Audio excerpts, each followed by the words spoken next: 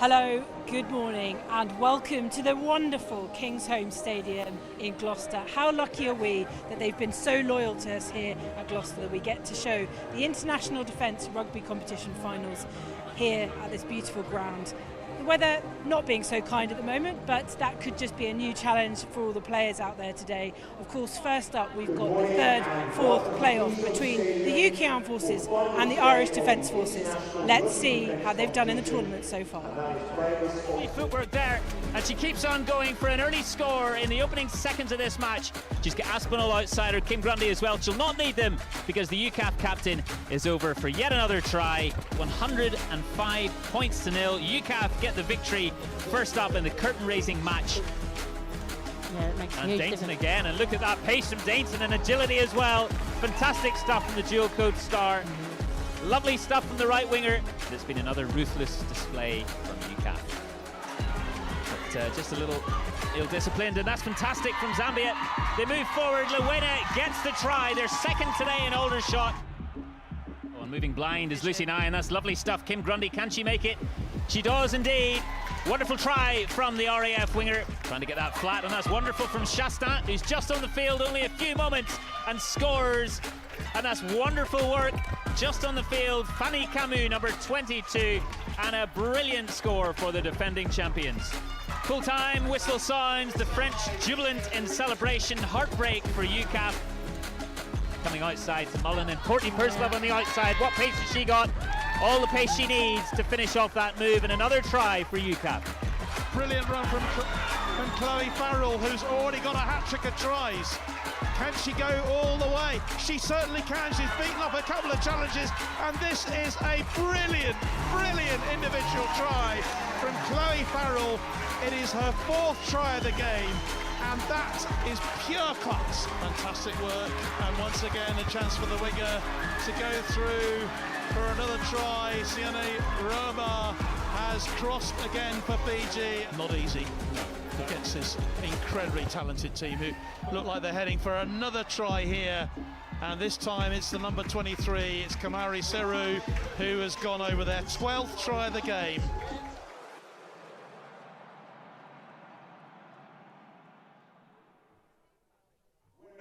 Well, I'm delighted that Lieutenant Colonel Charlie Maxwell has agreed to join us. Of course, involved with Army and UKAF rugby for about 20 years now, isn't it, Charlie? And Charlie's going to give us a bit of inside knowledge from inside the camps. Well, first of all, I want to talk about the UK Armed Forces.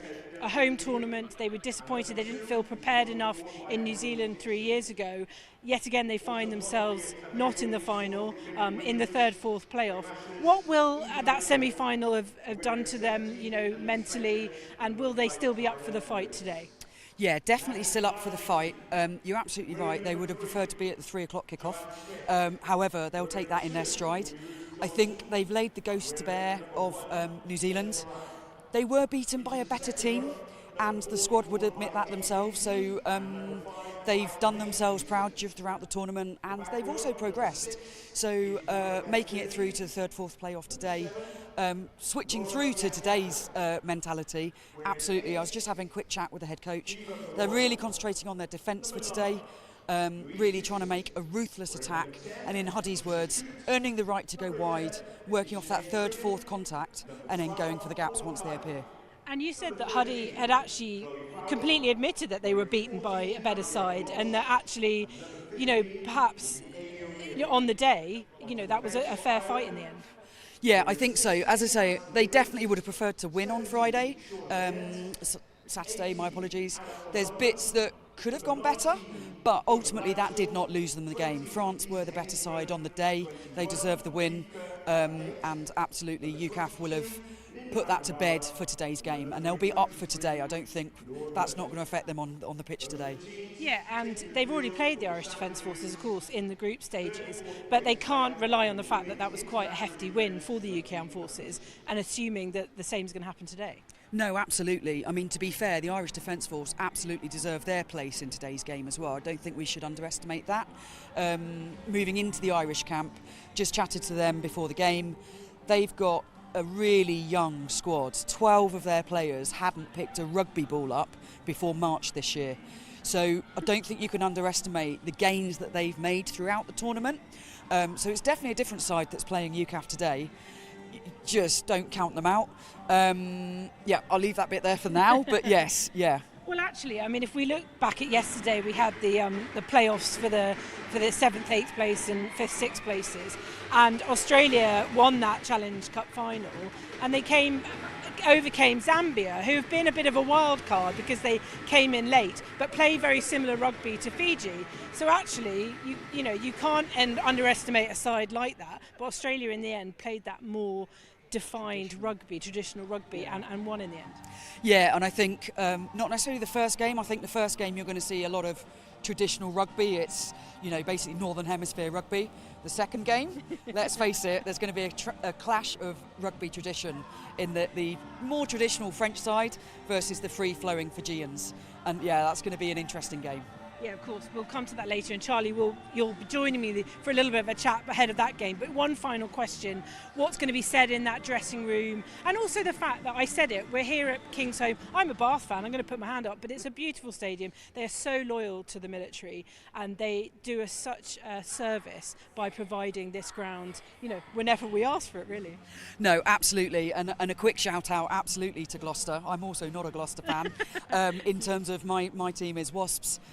However, yeah, it's a great stadium. It also, don't forget, the RAF and the Army girls play here, but the Navy don't. So those Navy girls representing today, it's their first time to run out at Kingsholm. And for the rest of the squad, it's always a privilege to run out at such a fantastic stadium. Jumping back across to the Irish team, absolutely, for such a developmental team to play at this place and in front of the crowd, fantastic opportunity. I hope everyone has a great day. I'm going to put you on the spot and get you to try, give me a score. I know you hate this. This is why I'm doing it. You can say win, or you can give me an actual score line. I'm going to go for win to UKAF, but I think that's an easy prediction. Having just spoken to both teams, clearly head coach has said defence for UKAF, and Ireland have actually said they're today. Their aim is to get points on the board. So that's going to be an interesting clash between the attack of Ireland and the defence of UKAF. I think if UKAF keep their discipline, they might keep their clean sheet. However, Ireland have got a wicked kicker. So if UKAF don't keep their defence, then I think they'll break their duck. And I wish both teams luck. Brilliant. Thank you very much, Charlie Maxwell. She'd rather be on the fence, definitely. But there we go. But for today's game, we've got some brilliant commentary for you. It's John Knighton, and he, of course, is joined by John Wilding. Kath, Charlie, thanks ever so much. Kath, Charlie, thanks ever so much, and a very good morning to you from Kingsholm. It's a breezy old day here. We've had showers flying through Gloucestershire from early doors today. But as you say, how fantastic that this terrific stadium is hosting this final. It's seen some great inter-services and military rugby over the years, but to actually stage an IDRC final, well, this is a very special day. Well, later, as I say, we'll have the grand final with Fiji against France, but focusing very much at the moment on the battle for third place between UKAF and Ireland. The Irish Defence Force is probably delighted to be here.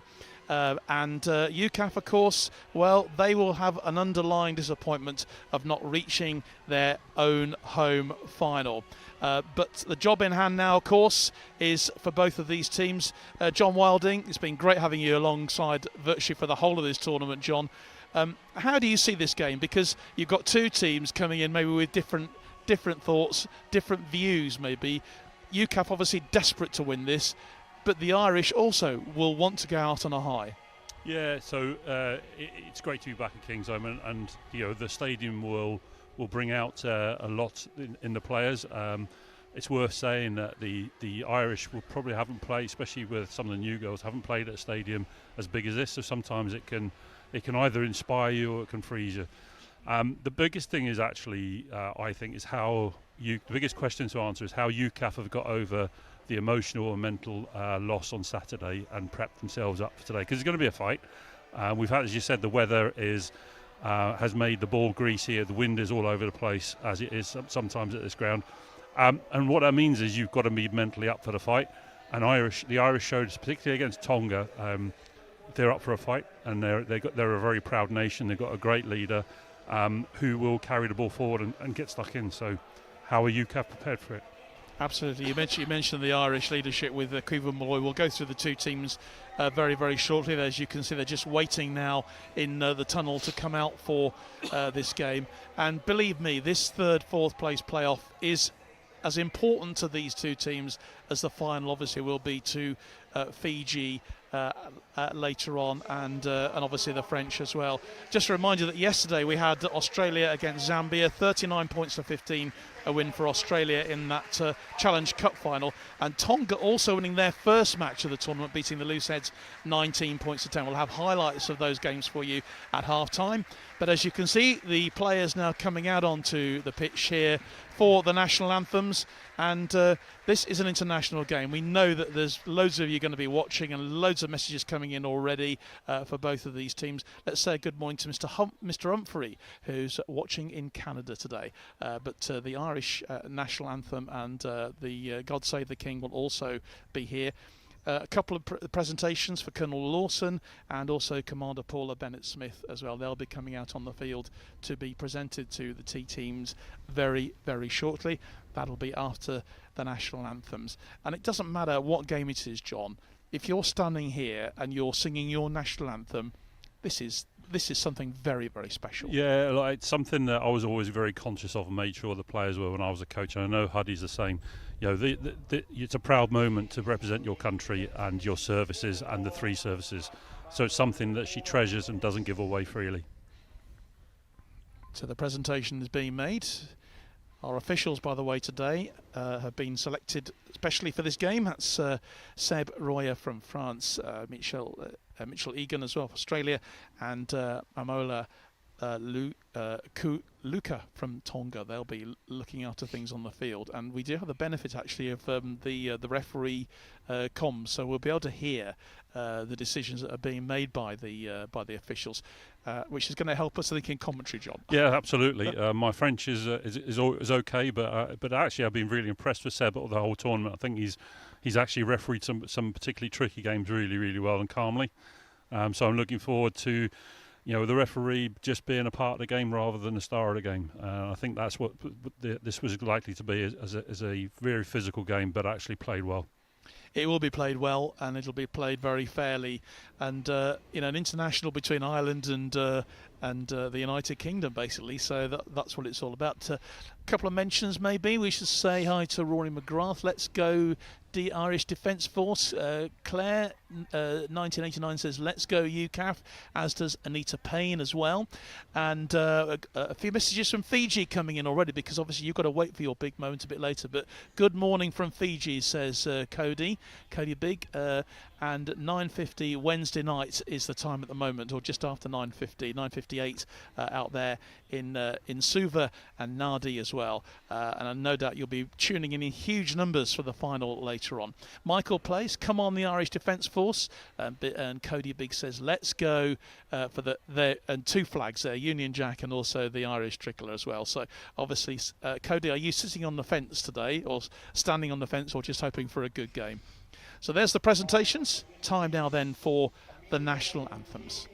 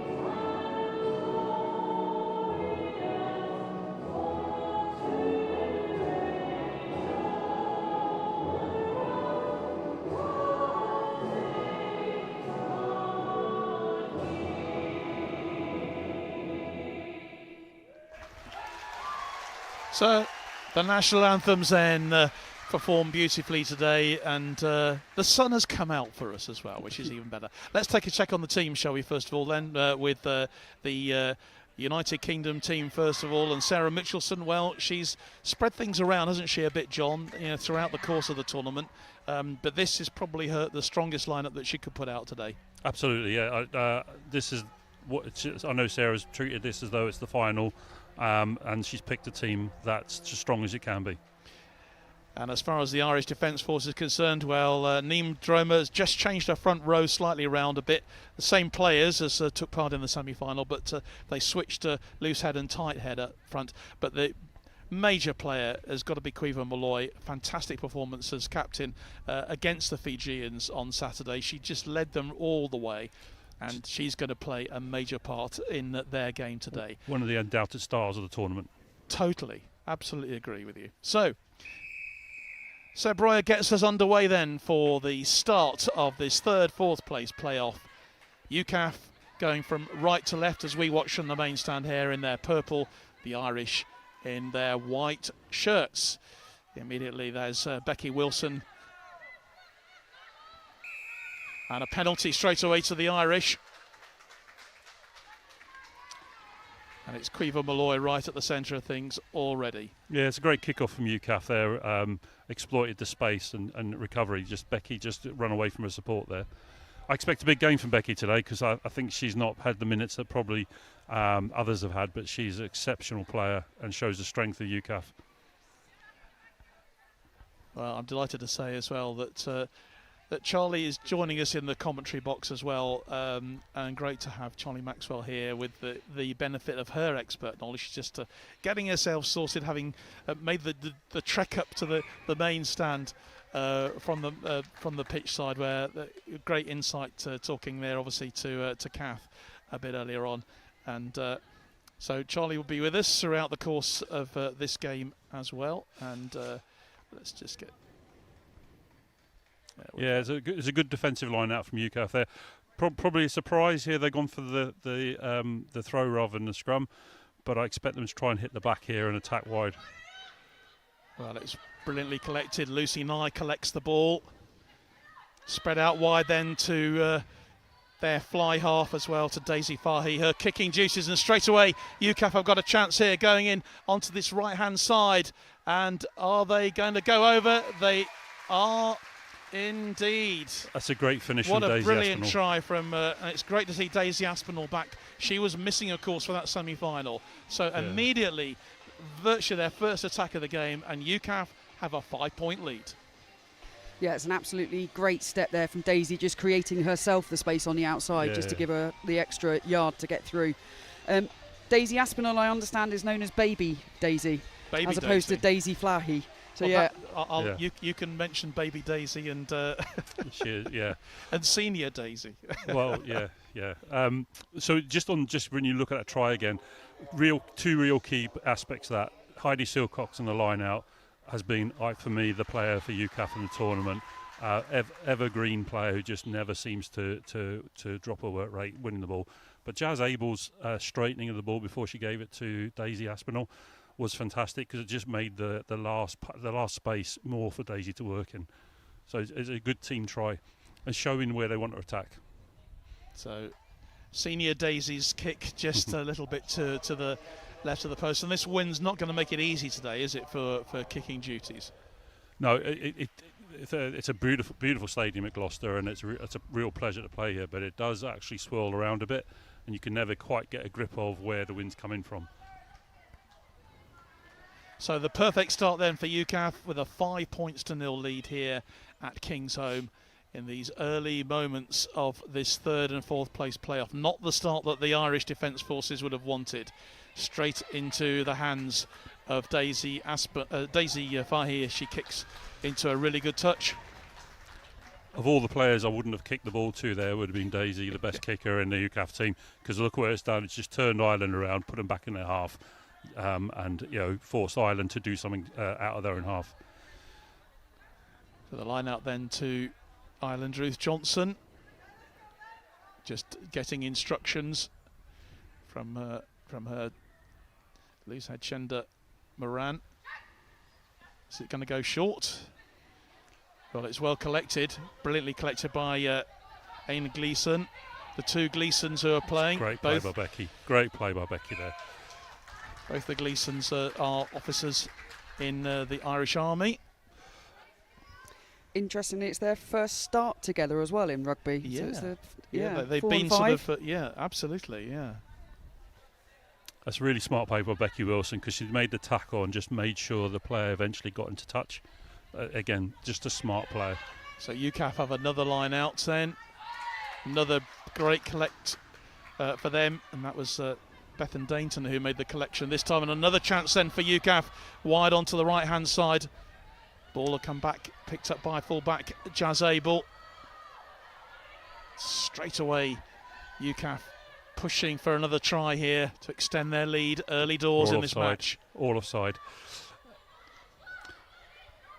Real chance of an overlap on the left here. Lovely run through from Ellie Brightwell. Islander offside, so a penalty to UKAF. She's got a serious injury over the side. And from the line out there, it opened up really well for UKAF. I actually think it was a bit too well and too many options, and Daisy probably picked. It was caught between two options there. Ireland, that's two line outs that Ireland have attacked from that they have to now really get their outside defence from, because all the other thing is actually put pressure on the throw and take it that way. But the outside attack from UKAF is just cutting them to pieces. Well, Ireland have got two players down at the moment, just receiving attention in the middle of the field is Joanne Smith, and almost on the halfway line as well, another of the Irish players just receiving some attention. The referee just going over to find out the situation. It doesn't look too good for her, does it? Just checking that she's all right. I think that's where the ball went to the back and Daisy came. Jazz and Daisy went back together and stepped her. I think her leg gave way underneath her without a contact, and you never like it when that happens. And I think there was something pretty serious there. You know when they don't move that it's serious. Charlie, we've been saying throughout this tournament, this is a punishing schedule for all the players. So many games, and they've all played the same number of games, because obviously the tournament has swapped, from the trophy and the cup competition, and so they've all played a huge number of matches in a very short time, and injuries are inevitable, aren't they? Unfortunately, yes. And although as military personnel they're all conditioned to be fit and their physical fitness is there, their rugby fitness for the number of games isn't. And I don't think we can underestimate, that 3 to 4 day turnaround. It really does have the impact. And like you say, unfortunately, those coming to the back end of the tournament, unfortunately, that might come to fruition today. Let's hope that the Irish player is okay from this, but so far no movement, as John said. It's also worth saying, it's been a UK tournament and you've had UK weather. I mean, day one in Isha, we were cooking. We've had the rain, we've had the wind, we've had the cool days, and you've got to cope with all that as well as your recovery. Not only have you got to play in that, you've got to train it. And the different grounds. I mean, this is a superb AGP where we've had grass pitches, we've had whatever, and that's a real testament to whoever wins this tournament. You've played on all surfaces and you've done well. It's Abigail Blanche who has been receiving treatment, but it's good to see her on her feet, and hopefully she is going to be back into the game. We don't want injuries at this stage now to spoil the days for the players. And she's walking back now, which is good news. Yeah, and I think that's really good to see. It's also a very brave. Like she's gone. She's actually leaving the field, isn't she? Yeah, no, because she went to run there and it gave way. Yeah, no. So it's sad to see, and as I said, I think there's something a little bit more serious there. So replacing her is going to be Clodagh Bradshaw, wearing number 19. Yeah. I think did he play at Maidenhead? Did he play at Maidenhead? No. I don't think they have. Okay. So the penalty then for pushing for more ground here, and a pushover try perhaps from the line out. Let's see what UKAF can do with this. Well, looking to maul it because the nines are forward. It's a rolling ball. And look at the strength of UKAF. Look at the strength of them. It's a dive for the line.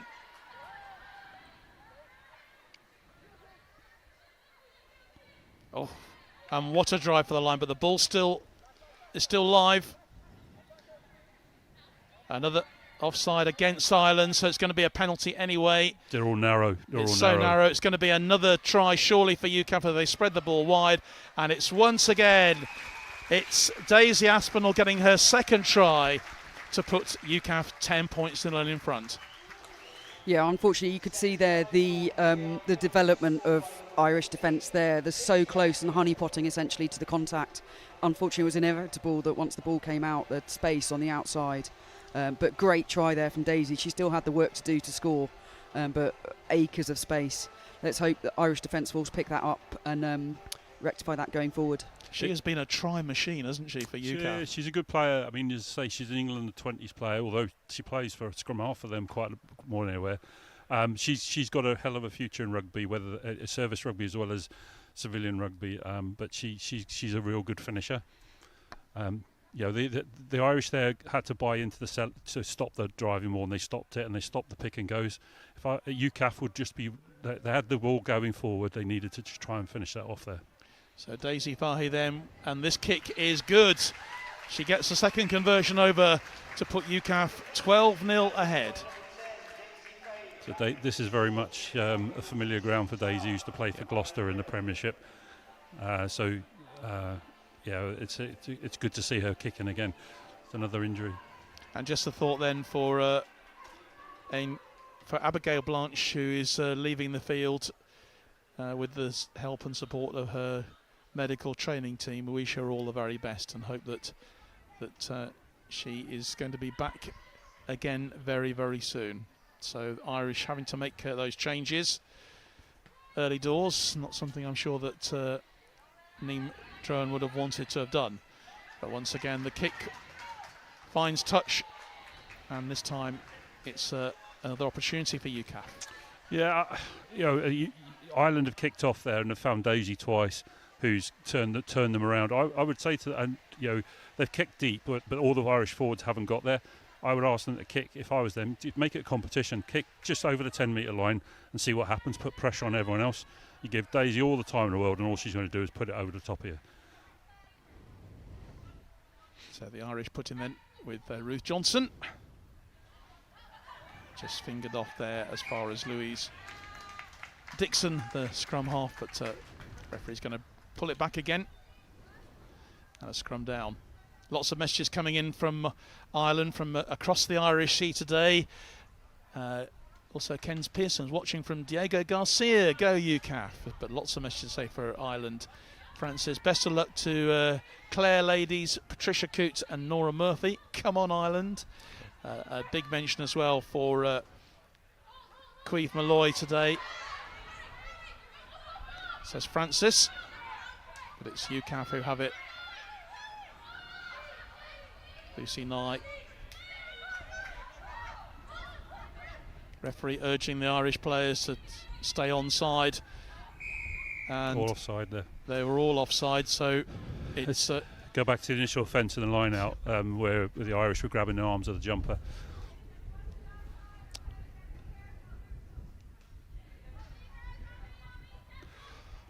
So Sophie Benevent took the ball up from the line out there. For me, she's the most devastating carrier of the ball in the UKAF. And UKAF want to try and get her on the ball as much as we can, just to narrow up that Irish defence and play wide. Just joined us, 12 minutes gone here at Gloucester, with the UKAF leading the Irish Defence Forces by 12 points to 0 in this battle for third place in this IDRC. Remember, we've got the final to come for you later on with a 3 o'clock kickoff with Fiji against France. But UKAF once again driving forward. Bethan Dainton, multi-skilled rugby player. I think, give her a rugby ball, doesn't matter what it is, and she'll just go and play with it and run with it. Amazing player is Bethan. Absolutely, it's great to have her back into the military rugby union fold, and she's made a real impact as she's come back for this tournament. As she has done for Leeds Rhinos, of course, in Rugby League as well this year, and Wales, both codes. Now, opportunity then for them. Great run forward now from Becky Wilson. Spreads it wide to the left. Chance for another try for UKAF. It's surely going to be another try. And going over for them is Heidi Silcox. A third try for UKAF. We played not 15 minutes yet. And this is a great start to the game for UKAF. Heidi Silcox with the try. Great work. Yeah, again, it's that step back inside from Heidi. The hard work's been done by the team to put her into the space. The defensive player had worked rounds, and Ireland should be pleased that their defensive line's coming out.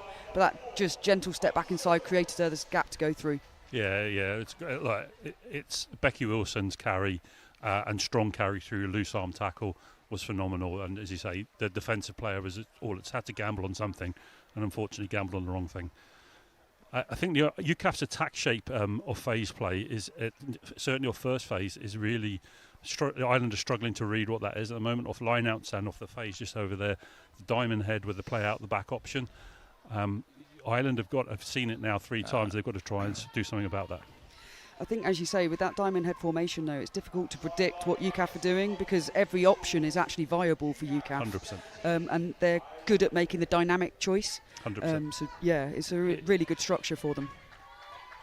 So UKAF then take the 17-0 lead. Daisy Fahy's kick just a little bit short. She's got 1 out of 3 so far. I will say that the Heidi scoring that is just reward for an exceptional tournament for her personally, for me. Sky Lovett says, let's go Big Bethy. That's Beth and Dainton, of course, watching from Australia, cheering the bestie on. And hey, if it's women's rugby, you should have to say, well, of course I should. Of course I should say that. Big Cody says some of these girls playing club rugby, Saracens, Gloucester, etc. Yeah, they are. And it's showing. But this is a great learning experience for the Irish. Something that Queever said to me after the game on Saturday, that they are thrilled to be here, and they hope that their appearance here is just the start for them, because obviously this is their first IDRC. And again, width here. Yeah, Sarah, their team manager, was saying something just before the game in at similar, that they're really using this as a launch pad to actually capitalise and develop the Irish Defence Force and military rugby back in Ireland. And this tournament's really been a great showcase for them to actually work on. And the culture within the squad's been fantastic with the older players and the newer players coming on. It's a real one-squad ethos. Once more, great work from them, and this time Daisy Fahy's going to go over, and she's quite near to the post. It's a 4th try for UKAF, and that puts them 22-0 ahead. A bit too easy. Daisy's running this game at the moment. Daisy Fahy is Absolutely. running this game, and the Irish are now well aware of the threat that Daisy Aspinall's showing, and Daisy uses that to advantage out there. The real microcosm of the game here is the speed of ball from the 9s. The speed of ball from Lucy gives Daisy all that time. If you watch the Irish, the speed of ball is really slow, what ball they've had. And if you could speed that up, it makes everything so much easier. And Lucy's unsung. If you're wingers and your outside backs are scoring tries at width, that's all because your 9's getting the ball away really quickly. So Fahy again has 10 seconds to make that kick count, which she does. Another 2 points for UKAF. 24-0 they lead. And we played, just 16, 17 minutes of this first half.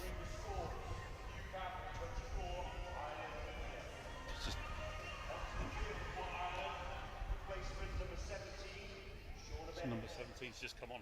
Yeah, Shona Bennett has just come on for the Irish, and another change being made by UKAF. Just see who is going off. She's number 11. Yeah, so it's just Sinead Cribben off, and Shona Bennett is on. Well, that's a great kick from Daisy, and a great was effort. Another brilliant kick. I mean, she's just been totally in control of this, hasn't she? Unfortunately, the fullback there has landed really badly. So yeah, it's a great try for trying to keep the ball in play, and stuff like that when we're not the wrong end of a scoreline like this, and you're not getting enough ball. That's the sort of stuff you're going to have to go for. But unfortunately, I think she's just hurt herself there. Well, Amy O'Neill was desperately trying to kick that ball in, wasn't? And you know, it was a great bit of work from her, but unfortunately, it's left her injured, and the ball out of play anyway.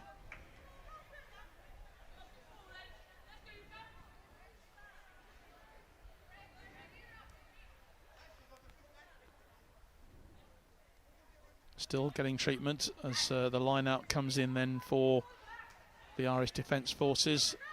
They collect it. Nicely won by Clodagh Bradshaw for them.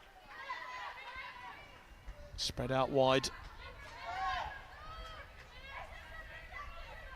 Right, some possession then for the Irish with Maeve Gleeson. Yeah, just the speed of ball I was talking about. That would have gone by now if Lucy was there. So, and it brings the UKAF defence onto them.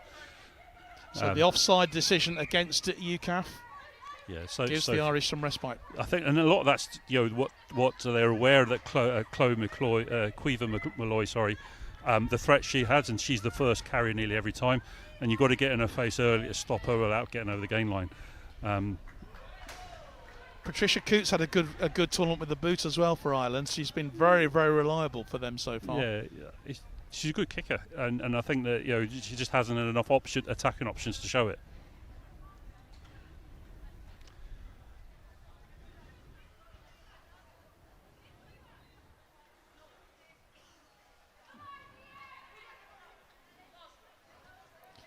So Lucy Nye makes the kick forward as the Irish fail to take advantage of that penalty, but they have it with their fullback, Amy O'Neill, who is glad to say back on the field and able to run with the ball. Advantage goes to the Irish, again for offside, but not forward, and that will come back for another penalty. It'll mention Jo Tucker. I made her Daisy Fahy so proud of you. We are here at the stadium watching her mum Jo, sister Poppy with Bon Bon and Jack's Go Daisy. Well, she's having a great game so far. So, something that Charlie was talking about before the game is about UKAF challenges, is their discipline, and that's giving oxygen to the Irish team at the moment is a lack of discipline. Absolutely, and it's bringing them back into the wrong area of the pitch for UKAF essentially. Yeah, and it is the UKAF defence the UKAF discipline that is allowing that. But this is nice possession from the Irish Defence Forces as they aim to push themselves into UKAF territory. Still on the halfway line.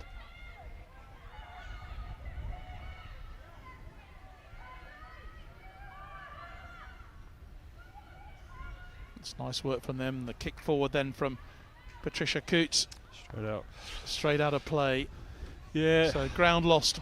Yeah, I think the only way they've shown they've got to go forward other than UKAF discipline is the kick. Unfortunately, that they passed the ball so far back and so slowly that UKAF put pressure on the kicker, and she put it into touch, and that's again just reversed all that pressure onto Ireland. The penalty. Lucy Nye knocks it forward. It'll be a knock on, and it will be an offside decision. Anyway, another penalty to Ireland. This is probably their best period of possession so far in the game. Yeah, gifted to them by UKAF.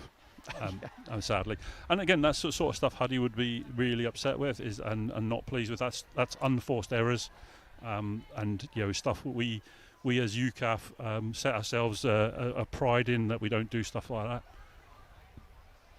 We did mention before the game, of course, John, the disappointment obviously that the UKAF players would have had of not getting to the second match today, to the final itself.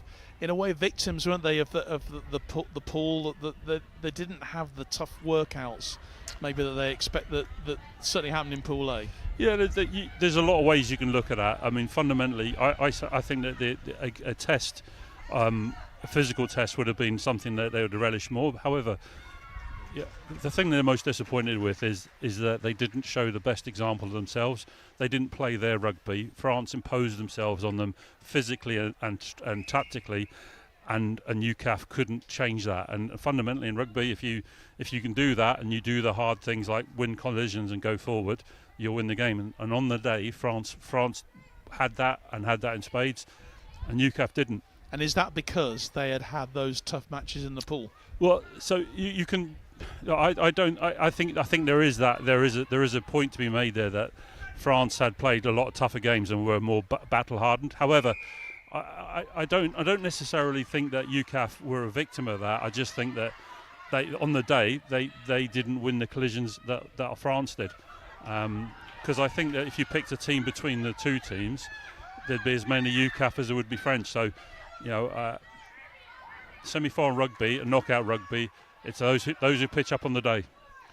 Well, great work from the Irish there, and it's good to see Chloe Farrell going through. She's had a fantastic game against Tonga, of course, when she scored 4 tries, including arguably the try of the tournament. We'll be showing some of you some of the best tries of this tournament at half-time.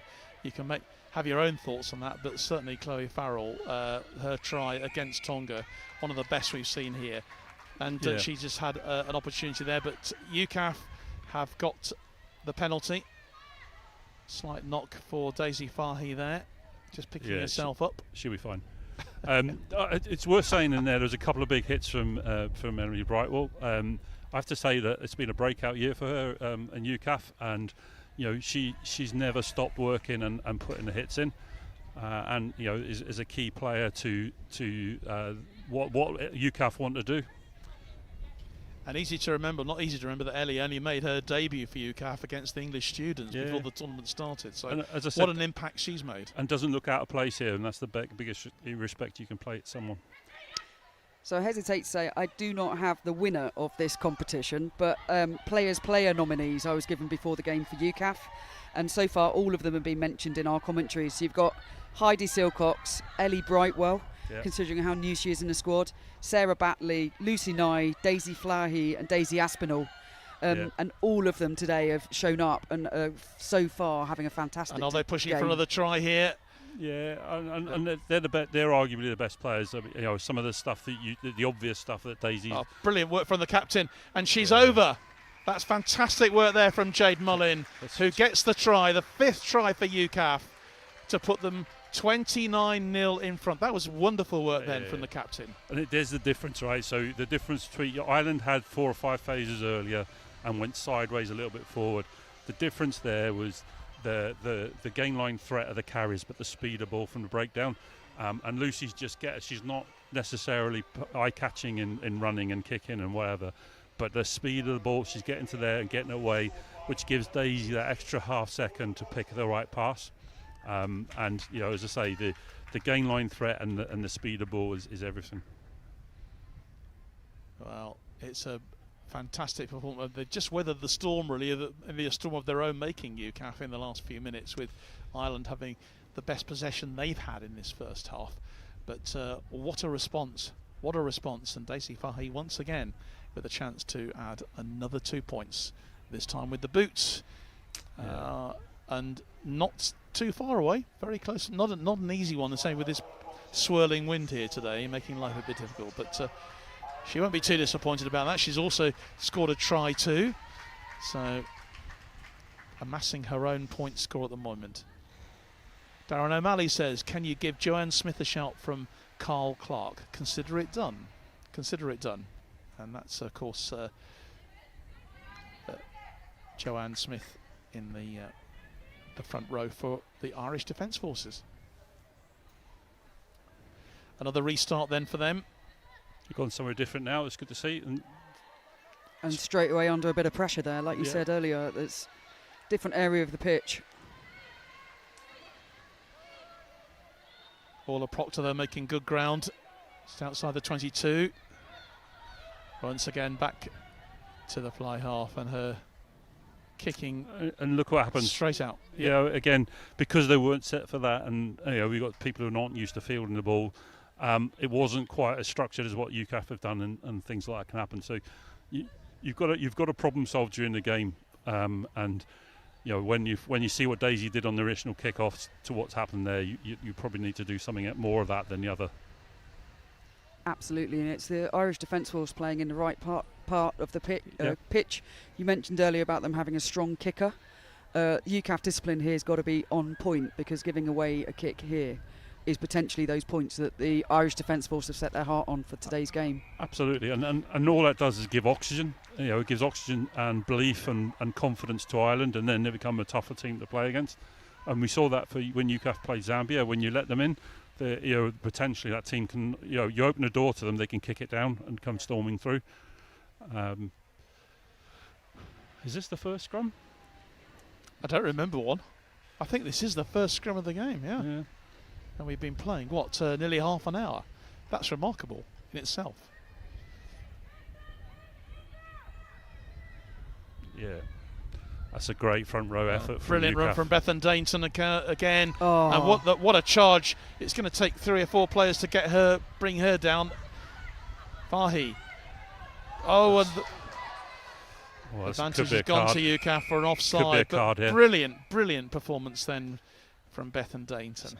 Yeah, you're in an awful position if you're that last Irish defender as that happened. A deliberate knock on there, that's going to be 10 minutes in the bin. Yeah. But what a run from Bethan.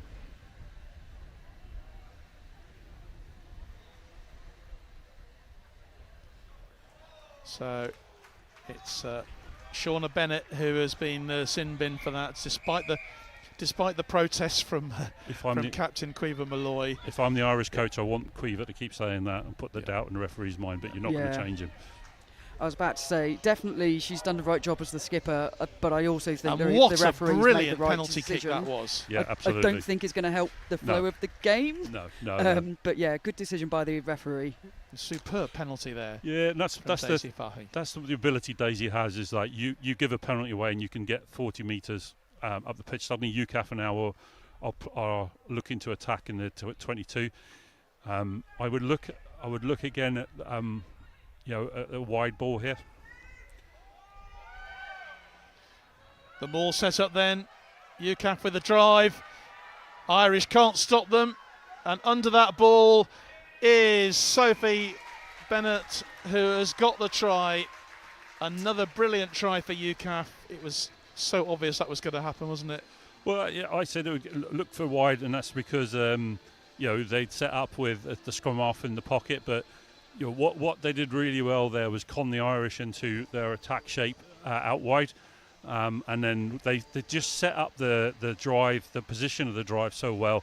And when you've got Sophie Benevent in the back boot position, she played alongside Amy Cockayne all last season. She learnt a lot from Amy there, because there's no better in the world than driving the back of them all than Amy, and Sophie just showed that she's up to that.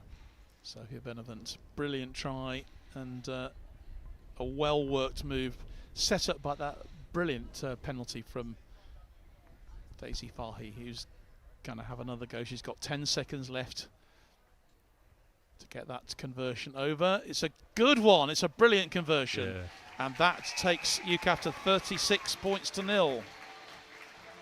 Yeah, we were just chatting in the margins while the kick went over that Sophie's been training for Sale recently. You can really see the class of the players that are playing their top-level civilian rugby, bringing that back to the military rugby pitch, and you can see it on the pitch. But as you say, fantastic driving maul there from the UKAF pack, and a great try for Sophie. And that's a driving maul from a line-out thrown in by Lou Langton. Ray Metters is a massive loss to this team, who's been exceptional over many years for UKAF. But Lou's coming in probably for her last game, and is hitting her targets really well at the moment. Yeah, unfortunately there's 2 players today that are retiring from military rugby after the game, and it's Lou Langton and Chantel Miller, and both of which have had fantastic military rugby careers. Chantel's also played rugby for Wales in her time, albeit at second row, which is a claim to fame. She's played for Army at centre. Yes, she has. But both massive stalwarts of the game, and it'll be a loss to this squad in the season going forward. And a credit to Service Rugby that Lou Langton actually began to learn rugby with the RAF. She didn't necessarily play rugby before, so she's a product of what the RAF and UKAF have done. and developing players and giving them a chance to play on pitches like this that she would never have anywhere else. And service rugby, I should say, has also played a part in a certain Fijian as well, who we must mention. I wonder whether she'll be watching this afternoon if she has time. Absolutely, Yeah. Komatai, Yeah, and her fantastic try this weekend. So the whole Army squad and UKAF are so proud, and we're cheering in the bar, as I know got shared on social media. And she'd never played rugby before she joined the British Army. No, she was a netball player. She has played netball.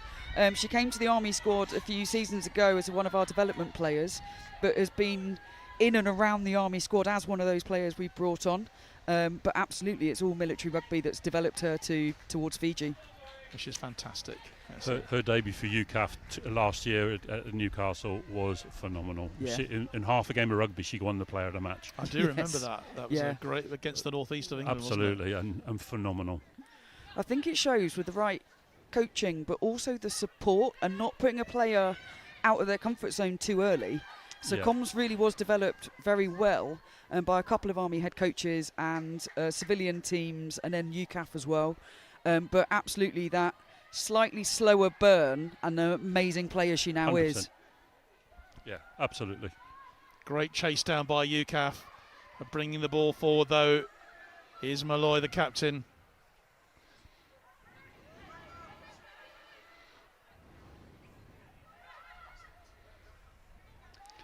Just while we're talking about players developed solely through military rugby, I'm going to do a quick shout out to B. Dawson, who's one of our legacy Army players who also only came through Corps and Army rugby and combined services in United Kingdom, and then earned her England shirt.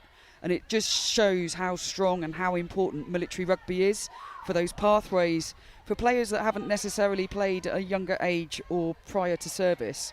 It really brilliant. Does give them that pathway. Yeah, Brilliant work from UKAF again. Jazz Abel setting us up, and then the charge through from Daisy Aspinall. That was a great run by Jazz Abel. It was.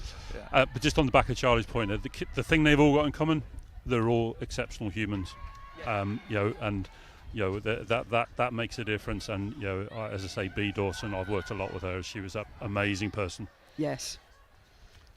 Absolutely. Kim I'm just Grunt- going to, if I can, do a very quick plug to the tournament sponsors on the basis of that's why tournaments like this are so important, to give the military rugby teams the launch pad to actually demonstrate the level of playing in the armed services, and that's now worldwide, clearly. Not just not just UKAF. Absolutely. Absolutely, worldwide. And it's tournaments like this that need the support of our sponsors, and we're so grateful for it, to allow these players to demonstrate what they can do on the pitch. Great take then from Jazz Abel again. Ball switched wide onto this left-hand side with Jade Mullin, the captain. Inside to Bethan Dainton. Outside to Daisy Fahy again. Picked up by the scrum half, making sure the Irish player's not offside. Be run through Sophie Benevent again. That's a great carry again. From a loose ball, she's got to go forward. Look how narrow they are on the left-hand side here. Here they go again. It's going to be another try for UKAF, and Daisy Fahy's going to go for her second try of the game, and the 7th for UKAF. And that is all from Sophie Benevent tidying up loose ball and just go forward. There's a real place for that in rugby. You don't have to do the flashy out the back passing, long passing. Just carry and go forward, win the gain line, take people to ground with you, and quick ball back. And it just opens up. Well, it's a brilliant try for UKAF as they move into a 41-0 lead.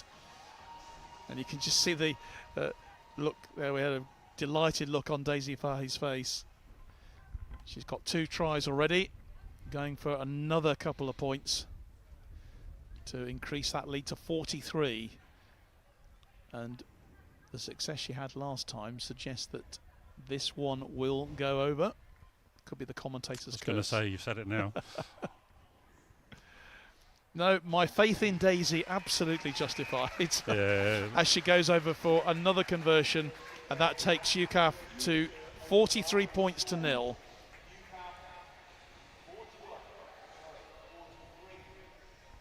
So I think the Irish just go back to what worked for them. Kick the away from Daisy, kick to the left-hand side of the pitch or somewhere different, get some pressure on there and see what happens, and then get yourself into the UKAF half and see what you can do from there.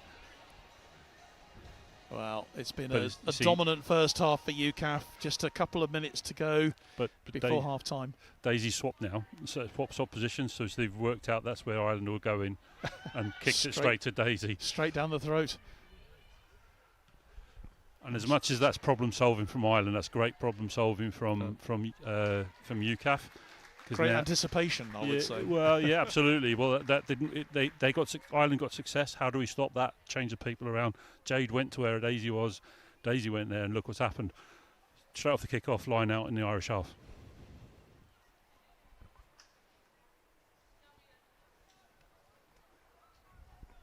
No further changes at the moment from either sides, and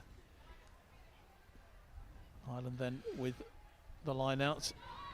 Does well. Here's their scrum half, Louise Dixon.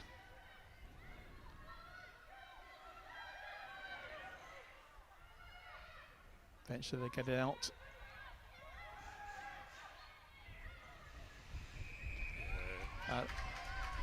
Offside and quickly taken by the captain. This is a great run from Caoimhe Malloy.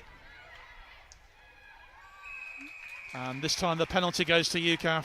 Yeah, it's just she was too far ahead of the rest of the team. She did everything right. The rest of the team were just a bit slow to see what she's doing and get her support.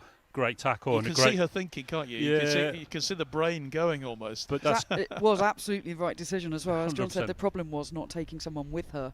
Because actually, if she had, that was 20 yards made just from one penalty. So it was a real shame, to be fair. Yeah. But that's when you're playing with someone who's on a different level to you mentally, and they just see the game differently. Yeah. And that'll come. Look, the more the Irish play together, the more they play with people like Caoimhe, they will all see that and then react quicker. That's a great line out. Here come Yves again with Mullin. Ball goes out wide. Great run through from Orla Proctor. Still got it. Still going is Orla. Again, Sophie carrying strong. I'll just say for the younger players out there watching, the reason Orla made so much ground there, ball in both hands, she was looking for the offload, she was putting the defence on the wrong foot, and it just allowed her to glide past them, which was a great carry from her. Yeah, the chance for them. She wasn't fast at all. Sophie Benethon again, and this time it's Heidi Silcox. But the penalty goes to Ireland. Yeah, same thing that was Caoimhe did at the other end. We were just on our own there, and we lost the ball carrier. Caoimhe just down at the moment. She did say she's got a couple of dodgy ankles, so maybe I'm not surprised that it looks like an ankle problem that she's got. So she's got more than a couple of ankles, has she? Look, for someone who's got some dodgy ankles, she's carrying and working just as well. I think this is a hand injury, but she and as I am so impressed with how she's played individually, but led the team. It's quite hard to do that, but always, as you see her right now, got a smile on her face and playing the right way. But her personal stats in the tournament would be massively impressive. Oh, she said to me that it would take quite a lot for me to have to leave the field, like losing a leg, for example. Yeah, I can absolutely imagine that could have even potentially been a dislocated finger, and I'm pretty sure she's going to stay on. Just stick it back again. But you mentioned that leadership again in the build-up. The Irish team were mentioning her leadership, absolutely, both as a forward pack leader, the captain, but also in that decision between when it stays in the forwards, when to get it out to the backs. That decision making on the pitch, she's such a key player for the defence force. Yeah, look, and the hardest way of leadership on the pitch is when the going gets tough, give me the ball. When they've got the ball and they're tough, I'll make the tackle, follow me. And she's been exceptional at that. Number 8's been in a great position in the tournament because not only people like Beth Dainton who play it differently, but Vivili from Tonga, the Fijian number 8. They've all had great tournaments where you just go that they're leading their team. That's great work from Becky. Yeah, and here's Bethan Dainton again. jinking and jiving through to make the space. Here's Sophie Benevent again. This is penalty to Ireland, and I'd imagine they might just want to put this out of play, and I think they were trying to do that earlier. Go back into the sheds and just reconvene. And yeah, and look, they haven't played badly. It's just that UKAF have just limited what they can do. Because it's a penalty, you have to play the line out to complete the game. Yeah. What they don't want to do is just relax here, thinking they've finished the game off. Because if UKAF bang in a try here, it really makes you half time a different chat. But finish the game off, finish the half off, secure your line out, and if you want to stop the half, kick it out. But make sure you switch on here. So if they win the line out, that's probably what they'll do. They've won the line out. No, it's not forward. Yeah, but that'll be the game. That'll be it. It's a knock-on. But the referee has decided that is enough. And half-time then comes here. And, well, it's been a dominant first half for UKAF, leading by 43 points to 0 as the players head for the sheds at half-time. And Charlie and John, well, I think we expected it to be a dominant performance from UKAF, but there have been signs from the Irish Defence Forces that given the opportunity, they could put something together.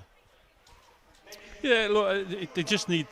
Look, it's pressure from UKAF's defence. As Huddy said, that's a focal point for them. So they've been off the line, they've been hitting hard. Fundamentally, for me. I hate to pick on a player, but the scrum half just needs to get the ball out quicker, because if the ball comes out quicker, it stifles that line speed from UKAF. But they've got a player who'll give them go forward every time in Quiver. They just need a couple of people with her and don't make the errors. And that's it from the Irish point of view. And Charlie, from a UKAF point of view, it's been a fantastic team performance in that first half. Yeah, absolutely has. However, I do think Heidi will be commenting. We've brought it up in commentary, but the discipline. UKAF, there are some simple mistakes they're making that actually at this level we'd expect the players to know better, if I'm really honest. And that's a bit brutal.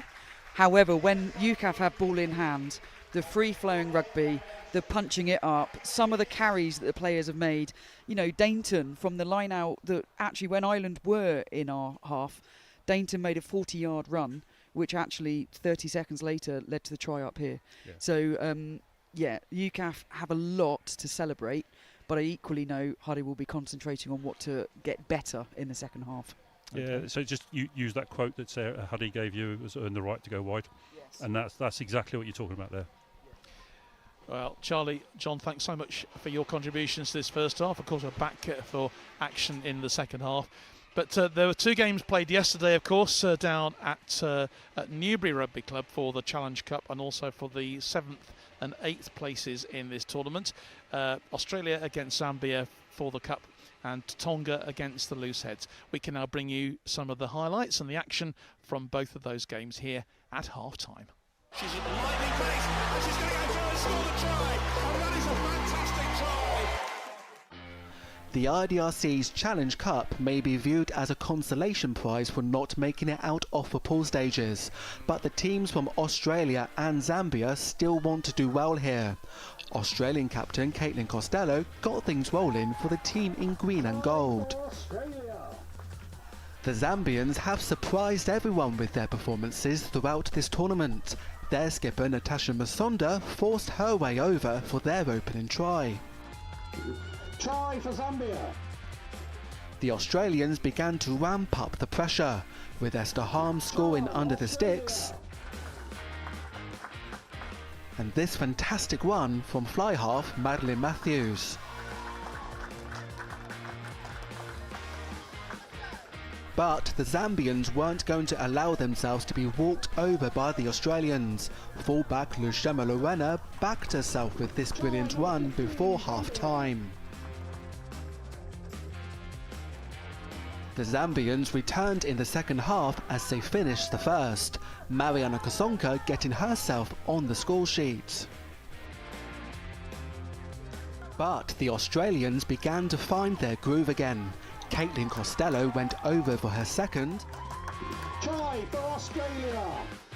and the ever-experienced Sarah Riordan inched her way over the try line. Costello has been Australia's most valuable player so far, and it wasn't long before she was over the whitewash again to score her hat-trick. Try for Australia. Daisy Pickering's try in the dying minutes of the game all but confirmed Australia's grip on the Challenge Cup title with a 39 points to 15 victory. The Challenge Cup playoff was contested between Tonga and the Vodafone Looseheads. Tonga bagged in 3 tries in the first half.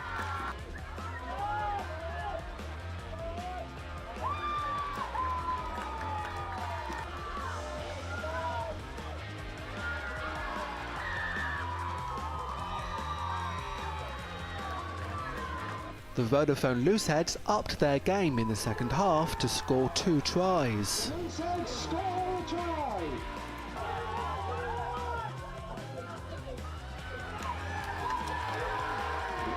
Try for Looseheads.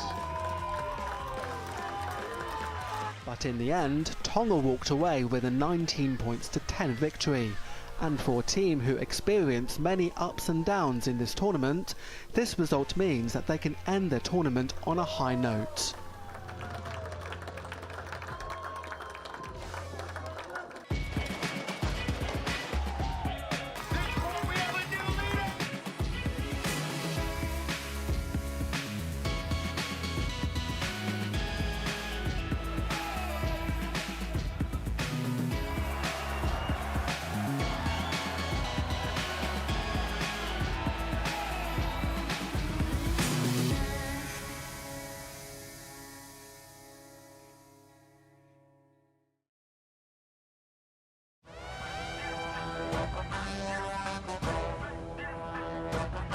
Move it wide here, UKAF.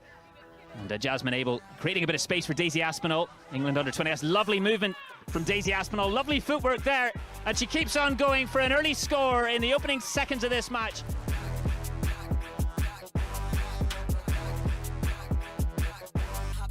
The kick forward then from Bergeron, and that's collected on that far side of the field.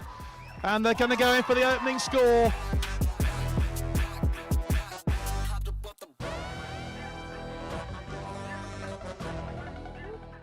Bounced nicely. Wow. Very nice. And Naimata on the right-hand side. A try for Fiji. This is absolutely brilliant stuff from the green and red.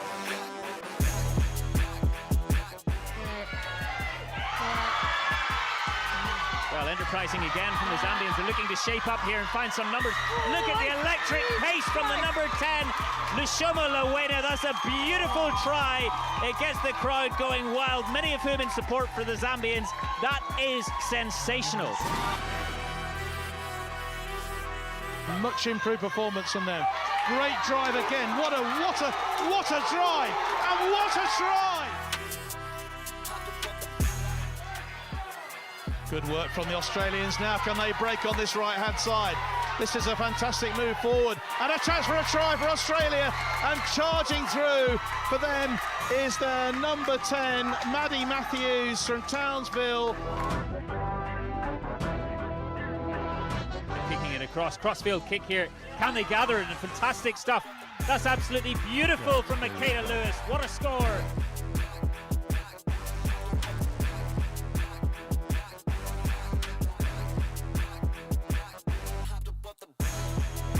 Intelligent play from them. That's a fantastic run. Brilliant run from Chloe Farrell, who's already got a hat-trick of tries. Can she go all the way? She certainly can. She's beaten off a couple of challenges, and this is a brilliant, brilliant individual try from Chloe Farrell.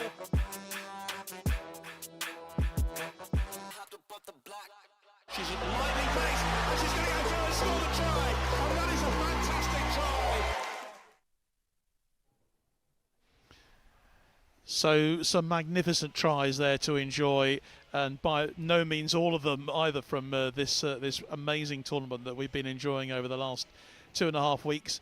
And well, you can pick your choice there. I know John, we'd be looking at those and marvelling at them, just looking back at them. Yeah. The quality of all of those tries, and so many that we've seen, absolutely fantastic. Yeah, you could have picked 5 more from Fiji. You probably could have picked 4 more from Zambia, who's shown that.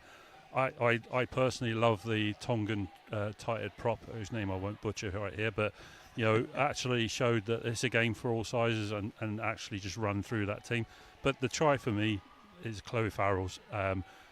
She had everything that all the other tries had, but she had to do it all herself from her own try line. And what the key bit of that was, the game was on the line. Yeah. That was momentum was against Ireland, and she showed an absolute bit of class there. Absolutely. Well, some great tries to enjoy there. Now, during this half-time period, it has been absolutely chucking it down with rain. I mean, we've seen biblical rain here at half-time, and yet as soon as we come back live here, the rain stops, so we can't show it you. But obviously, it's thrown it down, and I'm just glad for the players that they haven't had to put up with that in the first half. Yeah. So as the half was going on, the ball was drying out. So sadly, players are going to come out at half time and the ball's going to be greasy again, but it's the same for both sides. There's probably a little bit of wind against UKAF second half, so we'll see how that goes, although the wind certainly swells. But yeah, it is what it is. That's rugby in UK. We've enjoyed 7 tries for UKAF in the first half, John. All of them created by some great teamwork to create those tries, whether it's the drives, whether it's the free-flowing running rugby on the left and the right-hand side. And Daisy Aspinall, again, she's been absolutely right at the centre of things, scoring the tries, as has Daisy Fahy. So the two Daisies have been so busy. So senior and little Daisy have done really well. Look, the good finishes and everything, I think that they're all a result of the work done in the midfield. And again, the forwards given and go forward, as Huddy said before to Charlie, earn the right to go wide. And once you show that threat, they punched in 3 or 4 tries out wide. Ireland are now over covering the out wide, and the UKAF are now tightening up and going through the middle. And you have to say that is outstanding.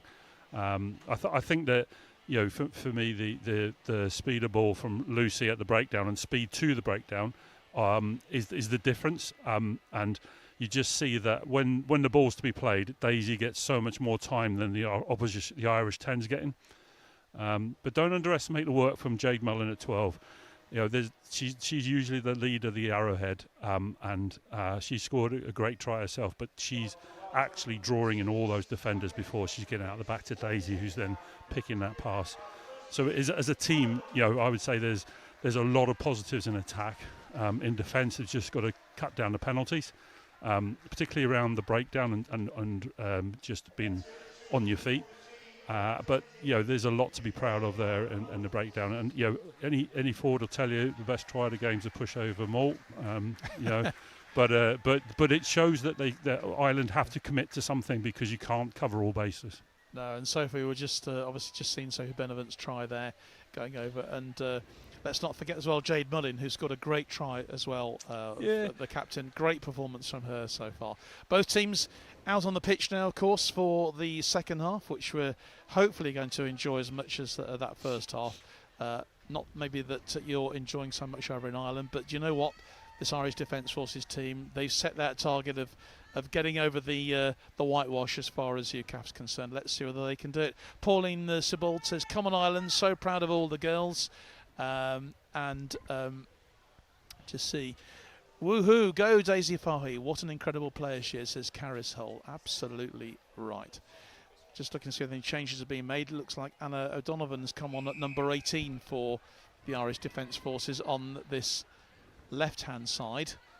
So I'd imagine that might have, the change might have been made for, they'd actually lost a couple of their wingers already, haven't they? So we're just checking to see who has made the change. Don't think Huddy has made any changes for UKAF that we can see. No, she hasn't.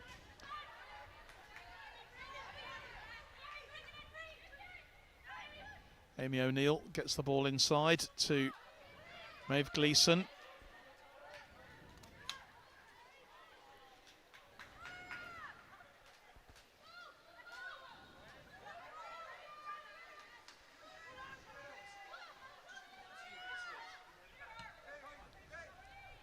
That's a good ball for UKAF.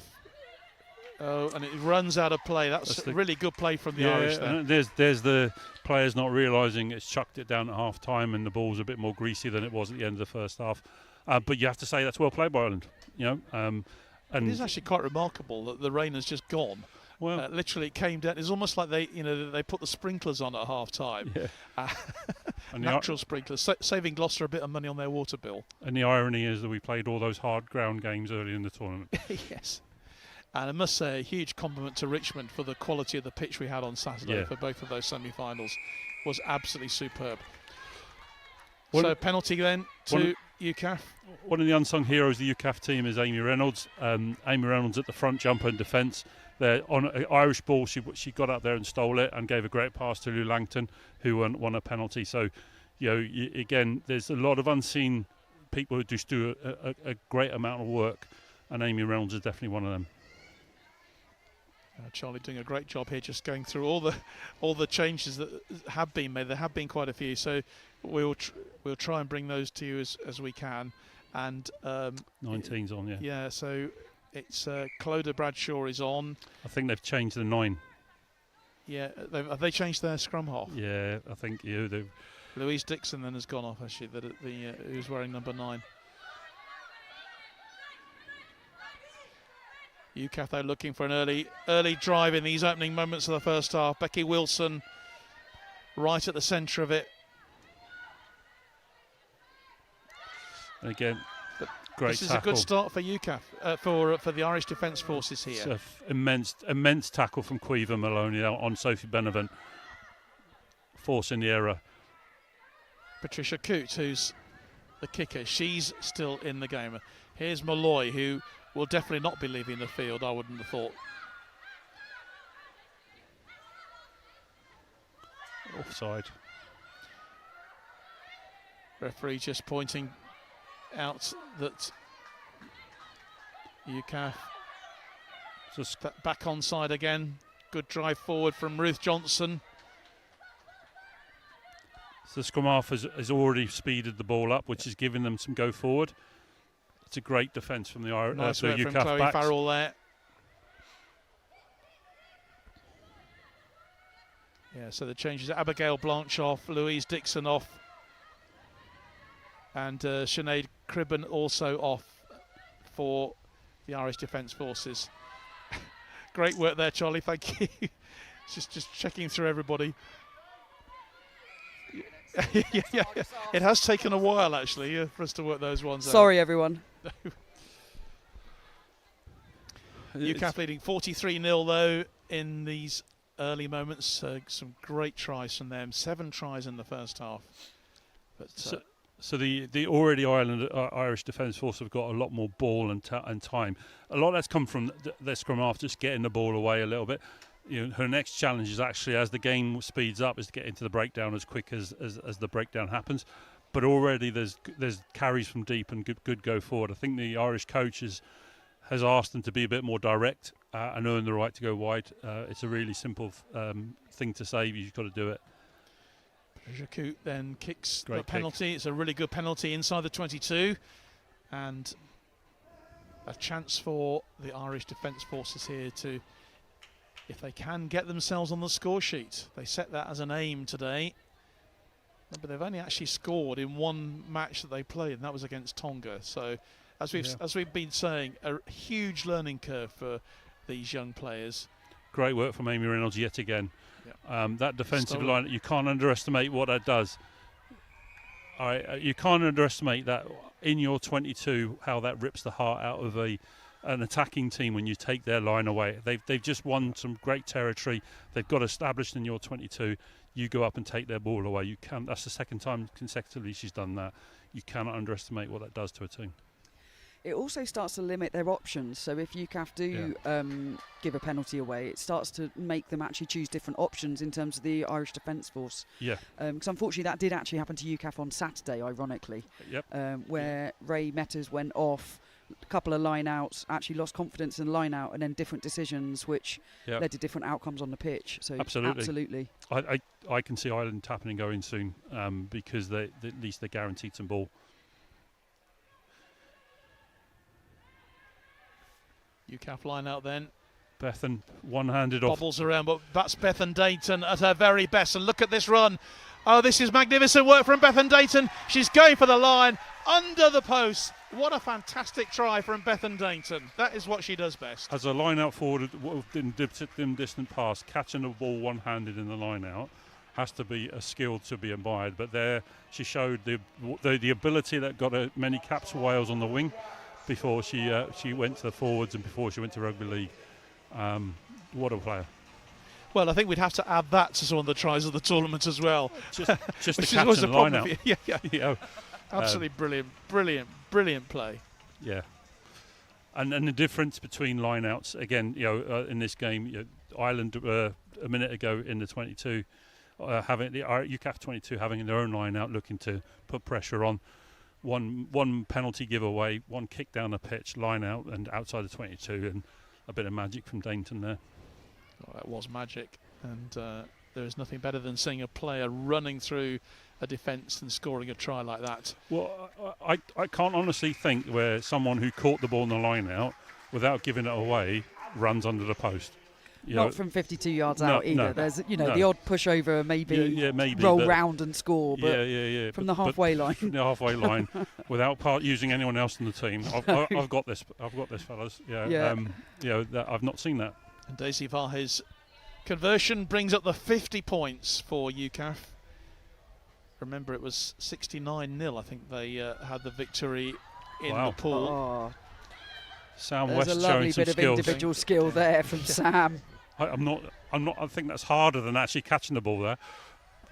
And there you go. That wet ball again. As I say, it's getting slicker and slicker. But if that restart collection, should we just say, from Sam West, to shin it to the ground. So I think UKAF are going to start bringing the changes on. So Gemma looks like she's going to come on for Lucy. Yeah.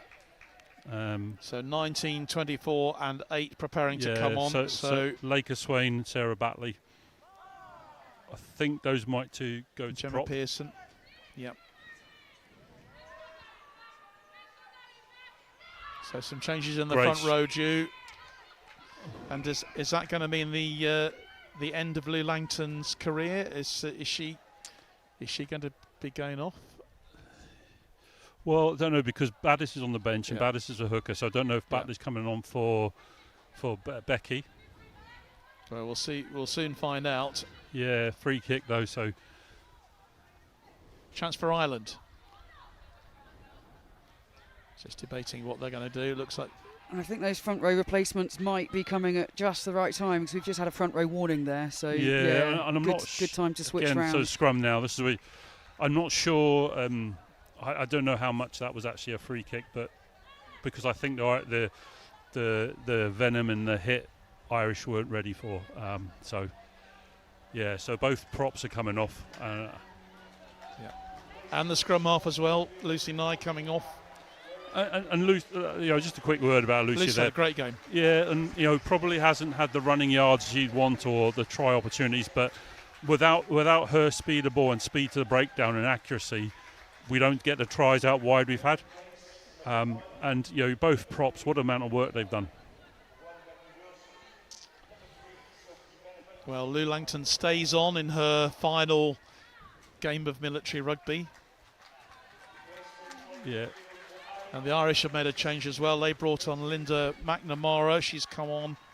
But any team that can bring on Sarah Batley as a substitute is a good team.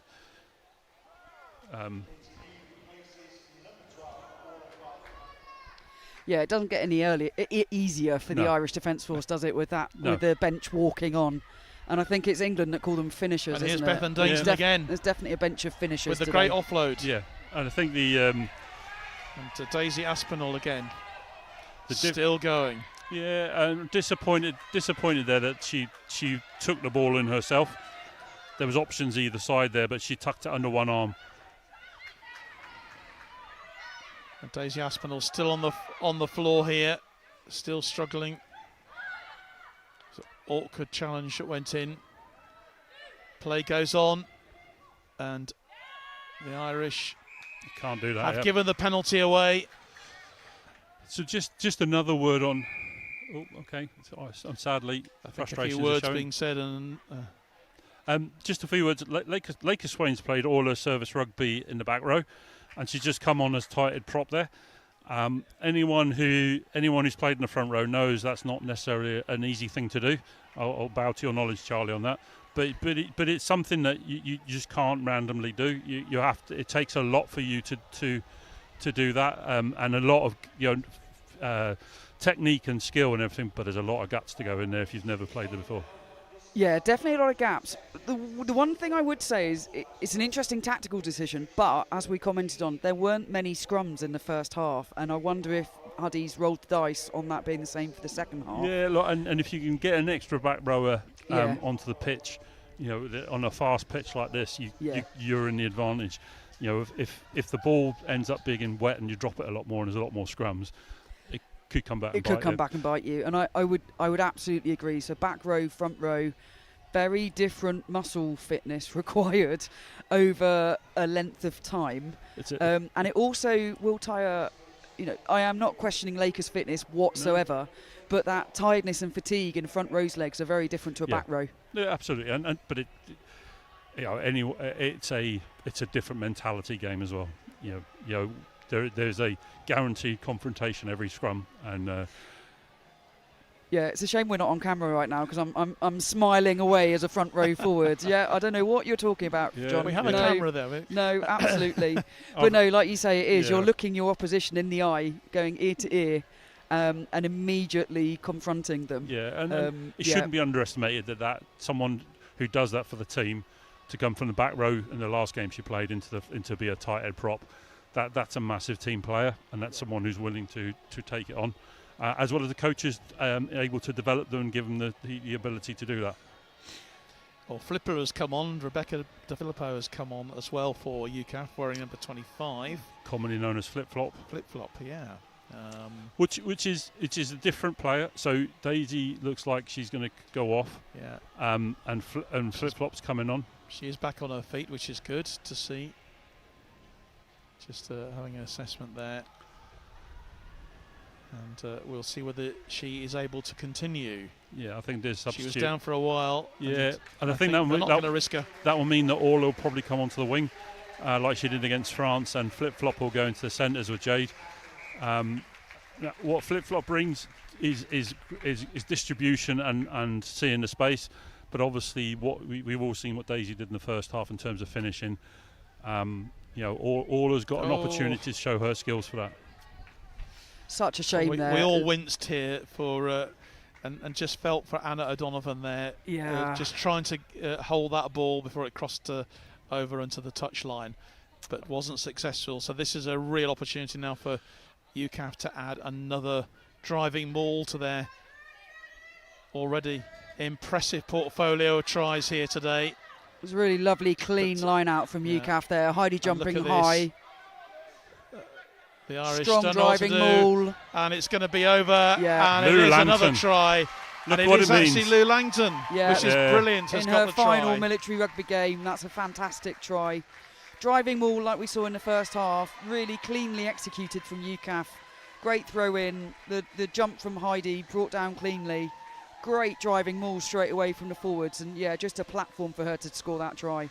Well, squadron leader Lou Langton, what a way for her to finish her career with a try in the IDRC. So, Lou, those who don't know Lou, she is an infectious, positive person who adds anything to the team. You just look how many people celebrated with her, no matter what your service background was, how important she is to the group and how much she's valued. It's worth saying that before this tournament, she'd never scored a try in service rugby. She's now got a second. So, no one's happier for her than all her teammates, and it's good to see. A great try, though. I mean, as that's what forwards should do, and that's what forwards did do. That's a great try. Well, the conversion just slightly off Pat there. So actually, I think I got it wrong. I think Jade's gone back to fullback by the looks of things. Jazz Abel's gone onto the wing, and Orla and Flip Flop staying in midfield. So when Daisy's come off, they've changed back to all that. So Jade's gone back to one of her earlier positions as full-back, can play anywhere. Yeah, she started as full-back in the pool, didn't she, in the final game against Zambia? Yeah, so she...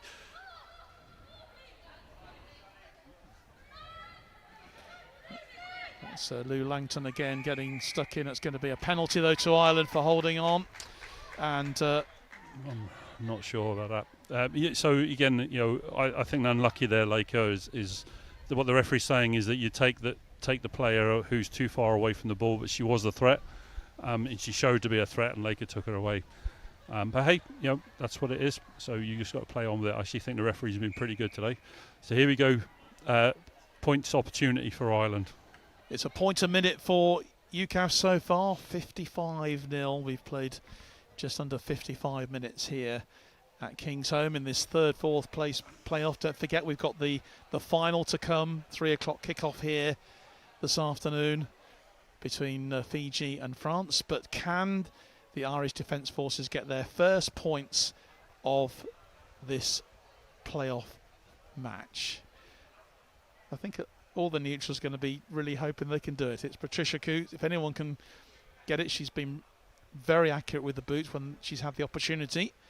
So it's Coote then to try and get something on the scoreboard for the Irish Defence Forces. She takes the kick and it goes just wide.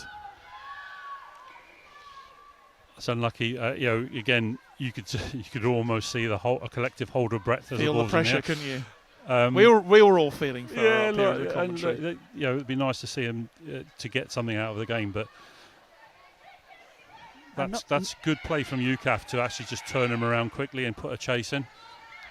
But if you're UKAF, of course, you're desperate for the opposition not to cross your line. So that will certainly be one of their aims for the game. I wouldn't say I was necessarily not neutral watching the game, but even I was actually willing that over for the Irish Defence Force there. I think it'd be great to see them get some points during the game. Well, I probably before as a coach, before actually trying to nil the Irish, I'd be wanting us to give away less penalties like there. Yeah. That's a penalty we didn't need to give away. The referee's been consistent, so we now need to learn that what he wants to see in the picture, he wants to be presented. And we're just giving, from a really good restart from Daisy, an excellent chase. We pinned them in their half and gave away a penalty we didn't need to give away.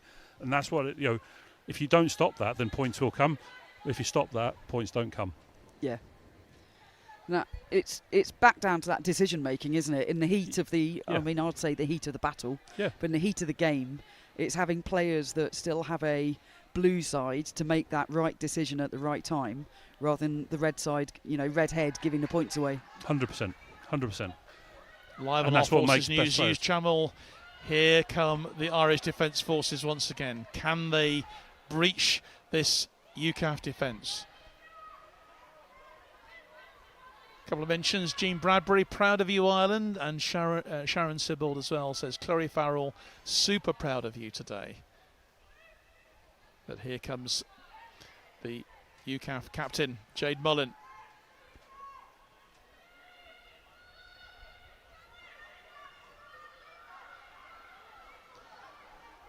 Work from Laker Swain there. And Fahy with the kick. Just seems to be everywhere that she needs to be on this pitch today.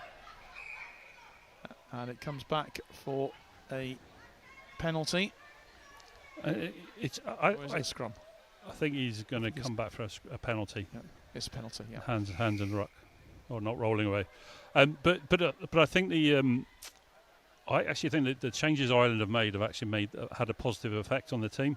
And I think that both in attack and defence, they just need to string some possession and some phases together, and that pressure. See what UKAF do.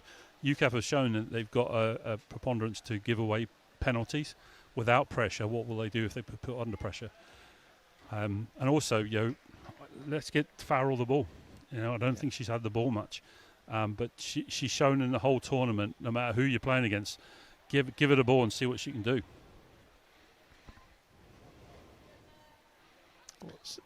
So Rose Dixon, who is she on at number 2? No, it can't. It's not Rose, is it? She has been given the number 2 shirt, but no, it's definitely not Rose there with the put-in. It's Lou Langton, isn't it? Yeah, Lou's still on. Yeah, Lou's still on. My eyesight letting me down. Here comes the captain again. Here comes Jade Mullin, and spreads it wide. Oh, well, didn't seem to be knocked forward. No, didn't look like a knock on to me, but I think that call came from the touch judge. So Sebastian Roy says differently. Yeah, I agree. It didn't look it from up here, but we are a long way away. Mitchell Egan, who's the Australian official here, and it's great to have had an international team of officials looking after all the games here in the IDRC. I know, talking to Ian earlier on, he's been doing a bit of a juggling act, making sure that he gets the right combinations of officials for all the games, and I think it just shows the internationality of this tournament.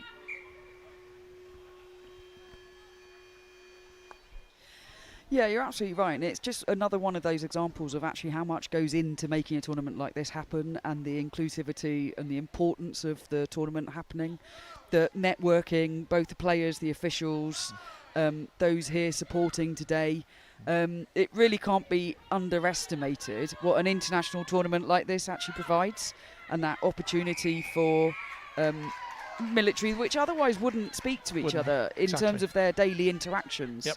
So it's fantastic to see. And like you say, the international level of the referees coming over as well is a really great touch to the tournament. 100%. Well, I also know that this rugby cooperation, particularly from the other side of the world, between Australia, New Zealand, Fiji and Tonga, has led to a lot more military cooperation too. And, you know, that's built the bridges, it's built the connections, and it's built the trust, the mutual trust that comes from this game.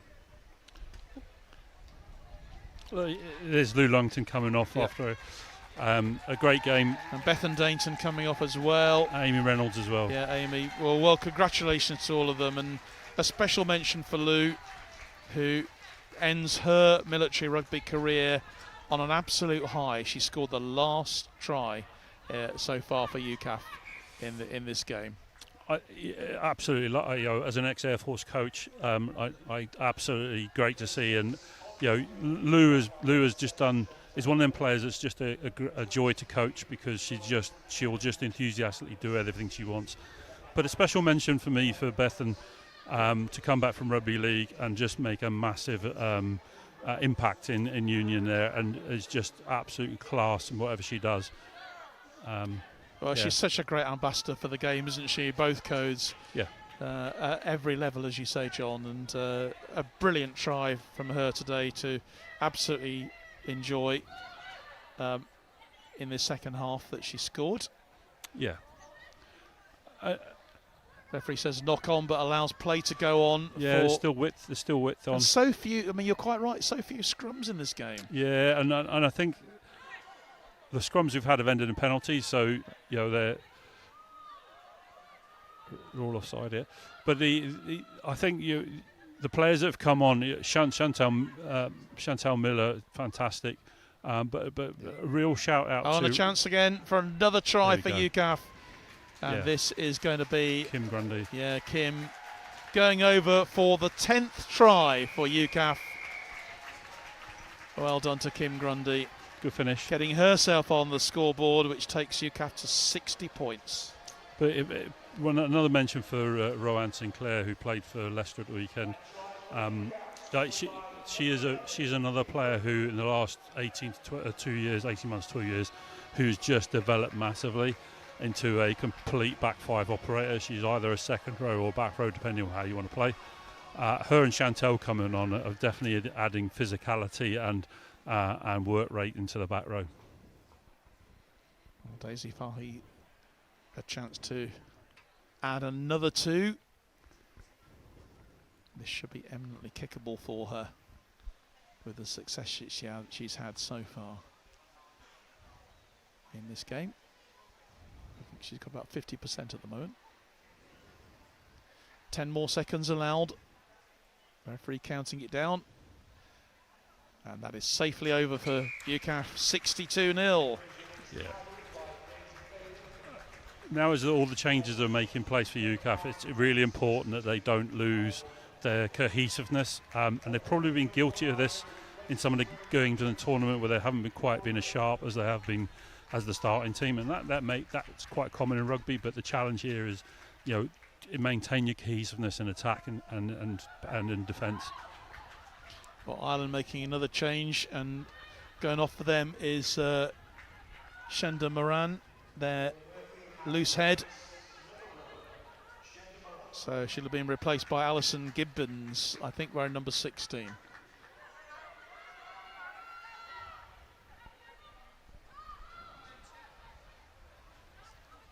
Good carry by Rowan there. Yeah.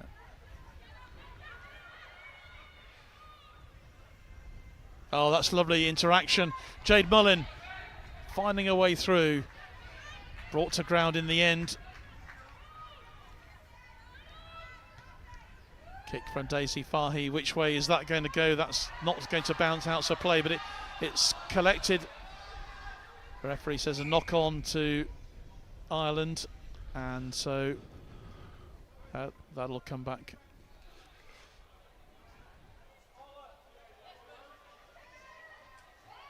So all are coming off, is it? Yeah. Yeah. And that does look like Rose Dixon's come on wearing number 26. Or is it Jade coming off? Yeah. Oh, no, it's all are coming off. Orla Proctor goes off. So it's just same position, stays in the midfield. Rose Dixon, of course, who Royal Navy, but I think her home is not too far from this ground here. I think she probably has the shortest journey home at the end today, assuming that the players are all going to spread out and go their separate ways. Maybe not. No, there's a closing ceremony at Sandhurst tonight, so right. All of them are on the coach back after the finals. All 4 teams from today are being shipped back to Sandhurst for the closing ceremony. And I believe Australia are even flying out tomorrow morning, so leaving at 5 tomorrow. Oof. Early start. Because that's a short journey as well, isn't it? Yeah. I think rehydration's the key tonight.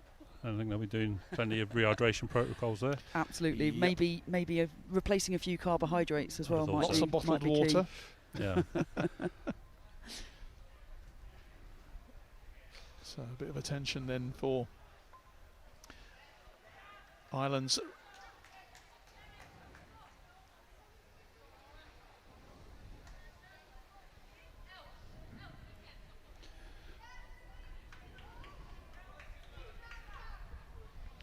It was the Irish number 19, Clodagh Bradshaw, who was just getting a bit of attention there, the scrum half, who has made a difference to them in this second half, no doubt about it. Absolutely. But we have, 15 minutes left in this game. The Irish Defence Forces desperate to get a score, but it's UKAF who get the penalty. So Joanne Smith, the tight head for Ireland, in the previous 2 scrums had worked Batley into a position where Batley gave away 2 penalties. You could see Batley there talking to the rest of the team, but then going really quiet and just dominating the position. All came through Batley's side there, where she just got underneath the tight head. Sarah Batley is just one of those people who will not allow that to happen, and will find a way to win. An 11 out of 10 human. There's a few times I've wanted to use the word dog today as we're watching the game, and that's just one of those examples of as you say, the players, you don't see it when you're watching at home, but the players that actually win the ball and do the hard yards. Yeah. And Batley is absolutely one of those players. 100%. Rowan Sinclair guilty of being in front there of the line out, so that's the reason why the referee gave that penalty to the Irish Defence Forces. They will try and build now, get it out of their own half. But it's a long way to go when you're picking and driving from your 22. Really I'm not saying you can't do it, because France did it against UKAF on Saturday. But then you see things like that happen. Yeah. That's why the kicking from Daisy has been crucial, because we haven't expended energy as UKAF to get out of 22. You just kicked yourselves out of it. And I expect this to go into touch and give UKAF a good position again. That's a great kick. It's a lovely kick, isn't it? And the difference of that is, Ireland were forced to, because they can't trust their line out. They're not sure about the scrum, so they just picked and went. and all that energy you've used to make 10 yards, Daisy's just returned in kind. The pressure back on the Irish again. So it's interesting that since the first half, we've not gone off the top to out wide. So that's not, so the first 3 line-outs went off the top and went out wide, and we scored or threatened out wide. Everything since then has gone to the line-out, so I'd probably be getting a message on to let's stretch them again, see what we can do out wide.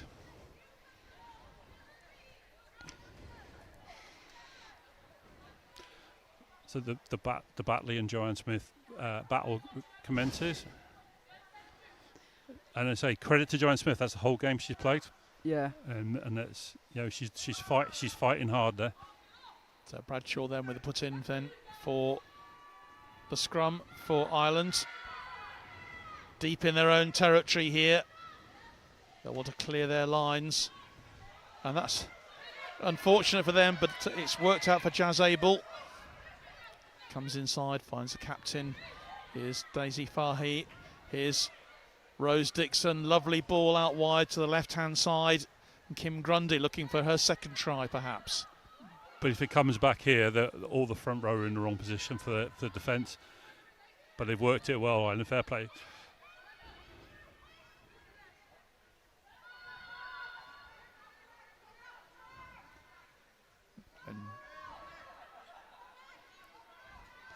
We've still got the 15 yards here unmarked. Yeah.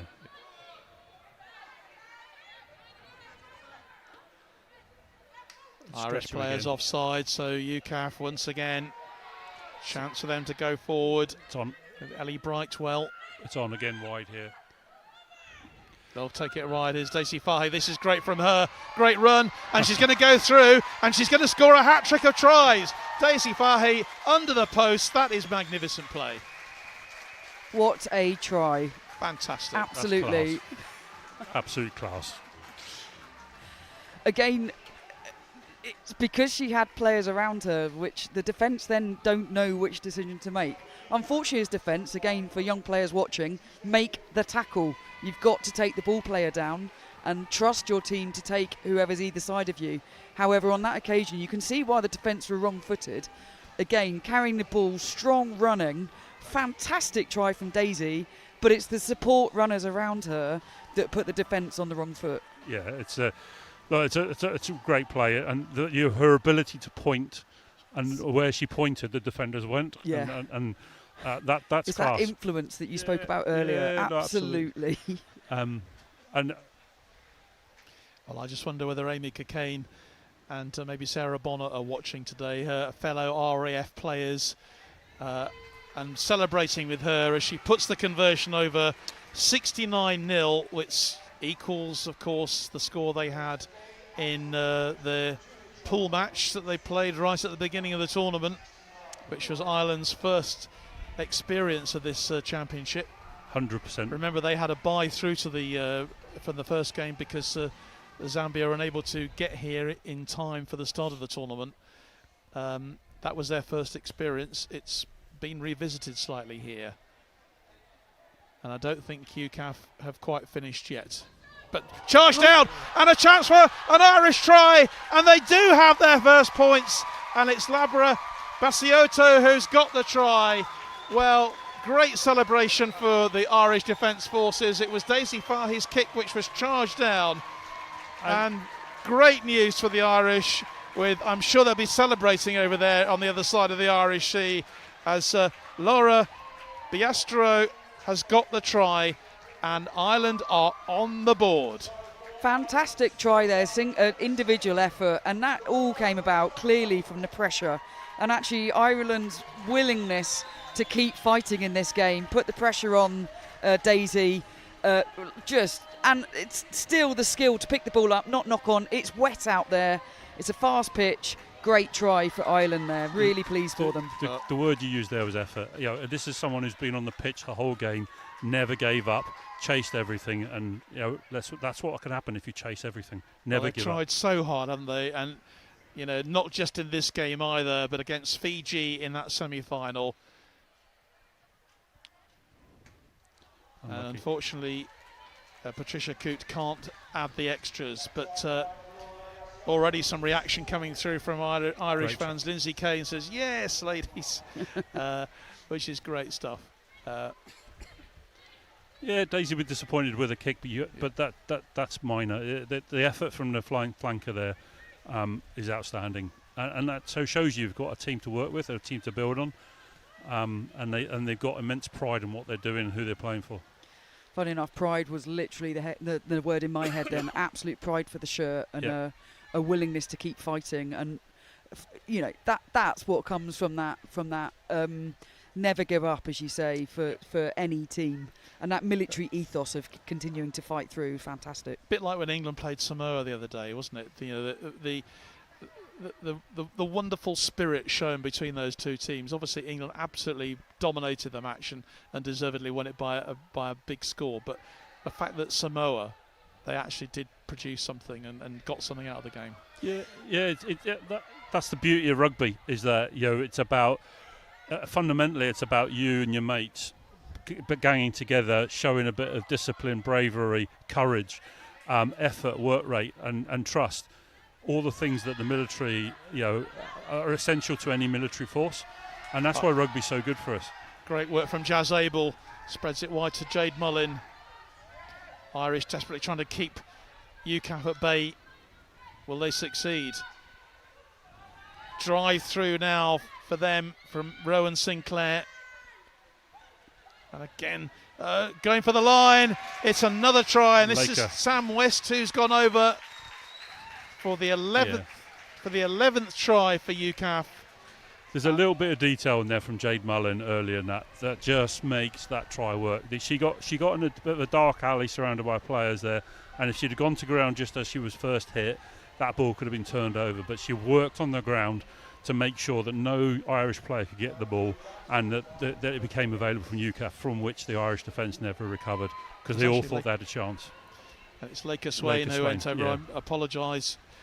I thought it was number 6, but in fact it was number 8 who went over. I must just get my eyes checked, I think. Well, we're a long way from... I didn't realise this was going to be an eye test, John, because I'm with you. We're a long way up here.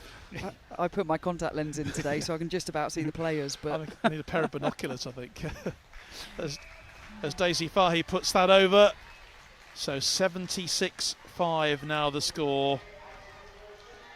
We brought in about the fact the Women's Rugby World Cup is happening at the moment in the UK and the teams, and ultimately that disparity between teams.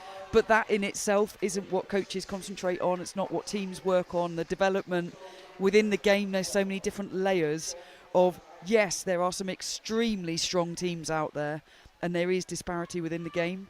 But there's a really excellent piece on social media at the moment from the Tongans, and it just... the development that's possible and the support shown to them, and players being able to travel to different countries and get the experience of playing that they can't necessarily get at home. And I know it's the same for this tournament, and again it's back into that. I know I'm beating a drum a little bit, but ultimately absolutely tournaments like this allow teams to show and demonstrate what they can do against opposition. It's fantastic. It is exactly the right drum to beat. I think what's worth saying is that you ask any of the teams that are in the wrong end of the disparity match whether they want to play it or not, and they'll say yes. Oh God, absolutely. So it's not something that is don't pity them. They're players who will absolutely love playing against whoever they're playing against, and will develop from that. Yeah, absolutely. And will come back for more. Just a note there, that's Joanne Smith going off there. I think she's had a really good game for the Irish. And in tough conditions, she's fought hard, and props will tell you that if they win a few scrums, no matter what the scoreboard is, if they've won that afternoon. Yeah. And she can say she's won a few games. Yeah, another example of how to win at rugby without scoring. 100%. Absolutely. Yeah. Well, great work from the Irish. Just putting the work in at the moment. They really are working so hard, and they're now against the rain which is driving down here at Gloucester, and they've won the penalty. It's a good kick. And a great kick. It's a really great kick then from Patricia Coote. She'll have been disappointed to have missed the penalty that she had, and also the conversion, to have got to the Irish near to double figures. But if you don't have a go, you never score. Absolutely. Yeah. Absolutely right. As a coach, she was confident enough to back herself and do it. So, in the words of Meatloaf, you took the words right out of my mouth. Oh, they're all coming out now. 2 out of 3 ain't bad. Okay. That's great line-out defence again. Yeah. Oh, and Chantal just drops the ball forward, so it's another scrum. Just highlights what you're saying, though. You put pressure on the team. Simple mistakes come. You're playing in the right area of the park. You know, with just under 3 minutes to go, could there be another Irish Defence Force try here? Absolutely. Well, they've got a great chance here because now, right, if they can get parity in the scrum, for me, all they've got to do is get the ball in Farrell's hands and see what she can do. Yeah. Anita Payne says, well played, UKAF. Well done, Kim Grundy. Happy birthday for Friday. Happy birthday, Kim, for Friday. So I think the replacement tight head for Ireland is having a tough time. But you're absolutely right, Charlie, and I think throw that forward to the final. There's a lot of people thinking that it's up Fiji's to lose, and they're the best team going forward. But if France do exactly what you just said there, anything can happen. And Ireland here have got an opportunity to score a try. And I think we should also say we've had one sin bin in this game, but right at the beginning of the match so far. The discipline both teams have shown has been excellent. A drive off and a chance then for the Irish to score a second try. Oh, and it was just dropped at the last minute there by Amy O'Neill, but still Ireland have a chance. And the difference there from UKAF in the first half attacking that way, who put it away. Just watch Jade Mullen's defence here. She never bit in and made it easy. She kept making the attacker make a decision, and the attacker was running out of space and running space away. And the attacker made the wrong decision rather than Jade made it. Yeah. That's class play. You get a real view of the weather on that scrum there. That's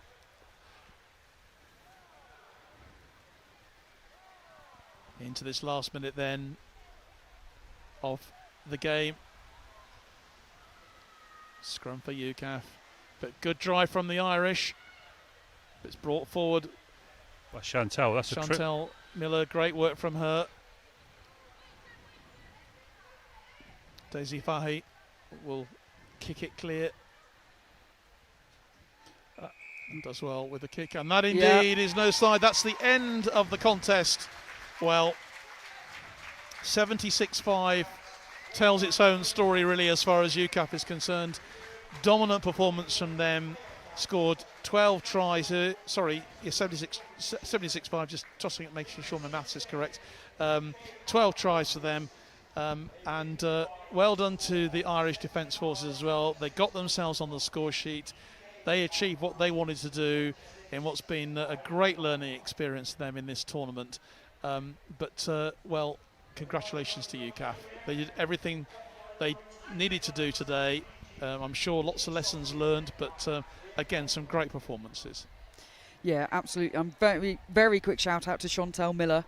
Final touch of the ball was that 10-yard drive off the back of the scrum, and just thanks to her for everything she's done for military rugby while I get the opportunity. But like you say, fantastic there from UKAF. A great game. For the Irish to score their try, it showed determination, grit, effort. As I say, they never gave up, and tantamount, they finished in the UKAF 22 for the final kick of the game. But yeah, fantastic effort by both teams. And you know what? I think a little lasting memory I'm going to have is for the Irish captain, Caoimhe Malloy, just off camera there, just noticed her running over with a huge, great grin on her face and shaking hands with the officials for their contribution as well today. That's a great movement, and just seeing some of the players coming onto the pitch now with little people alongside them as well. I can just see out there for them. I think it's Heidi Silcox who's just walked onto the pitch with Louis. Yeah. Louis gets everywhere in women's rugby circles at the moment. He is he's our biggest supporter and absolutely a little charmer. Just a little mention as well for Sarah Huddy and her coaching team.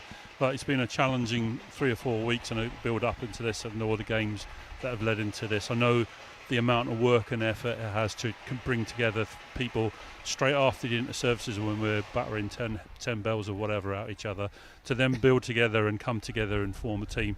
Made the semi-final, and on another day it could have been another result, and put in some great performances. She is a fantastic coach and the first female head coach of the UKAF team, and probably doesn't get the recognition she deserves, and probably doesn't court that as well. But her and her team have done a brilliant job, and it's a difficult job to do, but she does it effortlessly and has taken them to new heights. I mean, I think it's you mentioned obviously Huddy, the female coach, and I think we should also just mention Freddie Fredrickson, who joined us during our coverage of the earlier stages of this tournament, who of course has really made a bit of history, become the very first female head coach of the Royal Navy senior men's team, and that's a great step forward again. Of any Charlie. of the senior men's teams, Absolutely. to be fair on Freddie. Yeah, absolutely, you're bang on, and congratulations to Freddie. That was announced over this summer, and we wish Freddie and the team all the luck for next season. Not too much, clearly, as an Army officer, but I wish her and her coaching team well. Well, we hope to be going down to pitch side very, very shortly to get some reaction from on the pitch. Obviously, the rain is falling quite heavily there, so we may be just moving our reporter's position just away from there.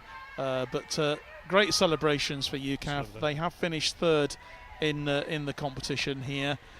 We've still got, of course, the final to look forward to later on, and that's something we are really looking forward to seeing, a great game between Fiji and France too. I'm just sort of looking a bit further down. So Kath Brazier, I think, is down on the pitch now, and she has got alongside her the UKAF captain, Jade Mullin.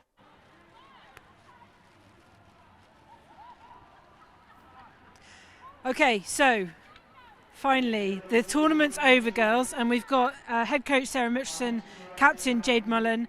I know it's not the position that either of you probably wanted to be at the beginning of the tournament, but a real positive to start off with and a really dominant performance. Huddy, we haven't really spoken too much post-game. I know that you obviously were disappointed to not make the main final, but how pleased were you with that performance? And generally, now the tournament's over, how do you assess everything? I think we can be really proud. I think proud of all the stuff that we've done from the day that we got together to the day that we finished it. And it's not just about our performances on the pitch, but all the other stuff that we've done and how we've come together as a team. And hopefully everyone's seen what a great bunch of girls these are on and off the pitch, especially over this tournament. And resilience a thing, isn't it, Jade? I could see how disappointed you were after the loss to France, but really important to come back and put a dominant performance going forward, because this will happen again. You will be representing UKAF in international waters again, so you just got to go forward with that positive mindset and show that you can be a strong team. Yeah, definitely. I said it last week, we can't sit on a loss. It's 80 minutes, we've got to perform. We didn't show up last week, but we showed up today. We showed what we were about, and I'm really proud of all the squad members. Only 23 get selected, but it's a whole squad effort, all 30 of us. Is there sort of an assessment, this is a question for both of you, you say you didn't turn up against the France team, is there an assessment as to how you deal with those bigger games perhaps going forward, from a mental side of things as well? Yeah, definitely. I know we work on it quite a lot. Army season is the psychology side of stuff. So maybe that's something we can look at next time to really get us in the mindset and know that, not every game is going to be challenging, but some games are going to be challenged and we need to be able to step up then. So yeah, definitely something to look forward to. And Huddy, how enjoyable is it being with the team for so long as well? It's very rare that you get so much time together. I know the pressures of being head coach are difficult, and you'd certainly carry it on your shoulders. But how much have you enjoyed this tournament? Yeah, and this week more than ever, I think, because it was so much for the girls this week, because everyone was clearly really disappointed on Saturday. But we had 24 hours off, and then we just came back, and this week is, though maybe the pressure's been off a little bit, it's been the best week, because everyone's gone, we're just happy to be here, proud to be here, and really enjoyed and made the most of our last few days together. Okay, you're going to both hate this, but let's call who's going to win the final. Fiji. Fiji. Gotta be Fiji. Come on. There you have it. These girls think it's going to be Fiji. Back to John. Kath and Huddy and Jade. Kath, Huddy and Jade there, thank you very much indeed. Great to get the reaction there from the top of the UKAF tree at the end of this game. UKAF third in the competition. They both going for Fijian win this afternoon. Well, that will all obviously emerge when we come back to you a bit later on. I just want to say a very big thank you now to Charlie and to John for joining us here for this game. A really exciting end to this part of the competition, and congratulations to UKAF for doing everything that they had to do here to secure third place. From myself, John Knighton, all the team here for now. Don't forget to join the Kath and Simon Hunter. We'll also have another extremely useful and very, very talented reporting and commentating team joining us a bit later on with Rocky Clark as well. So join them later on around 2:45 this afternoon. But from all the team here at Kingsholm, for now, it's a very good afternoon. She's lightly paced, and she's going to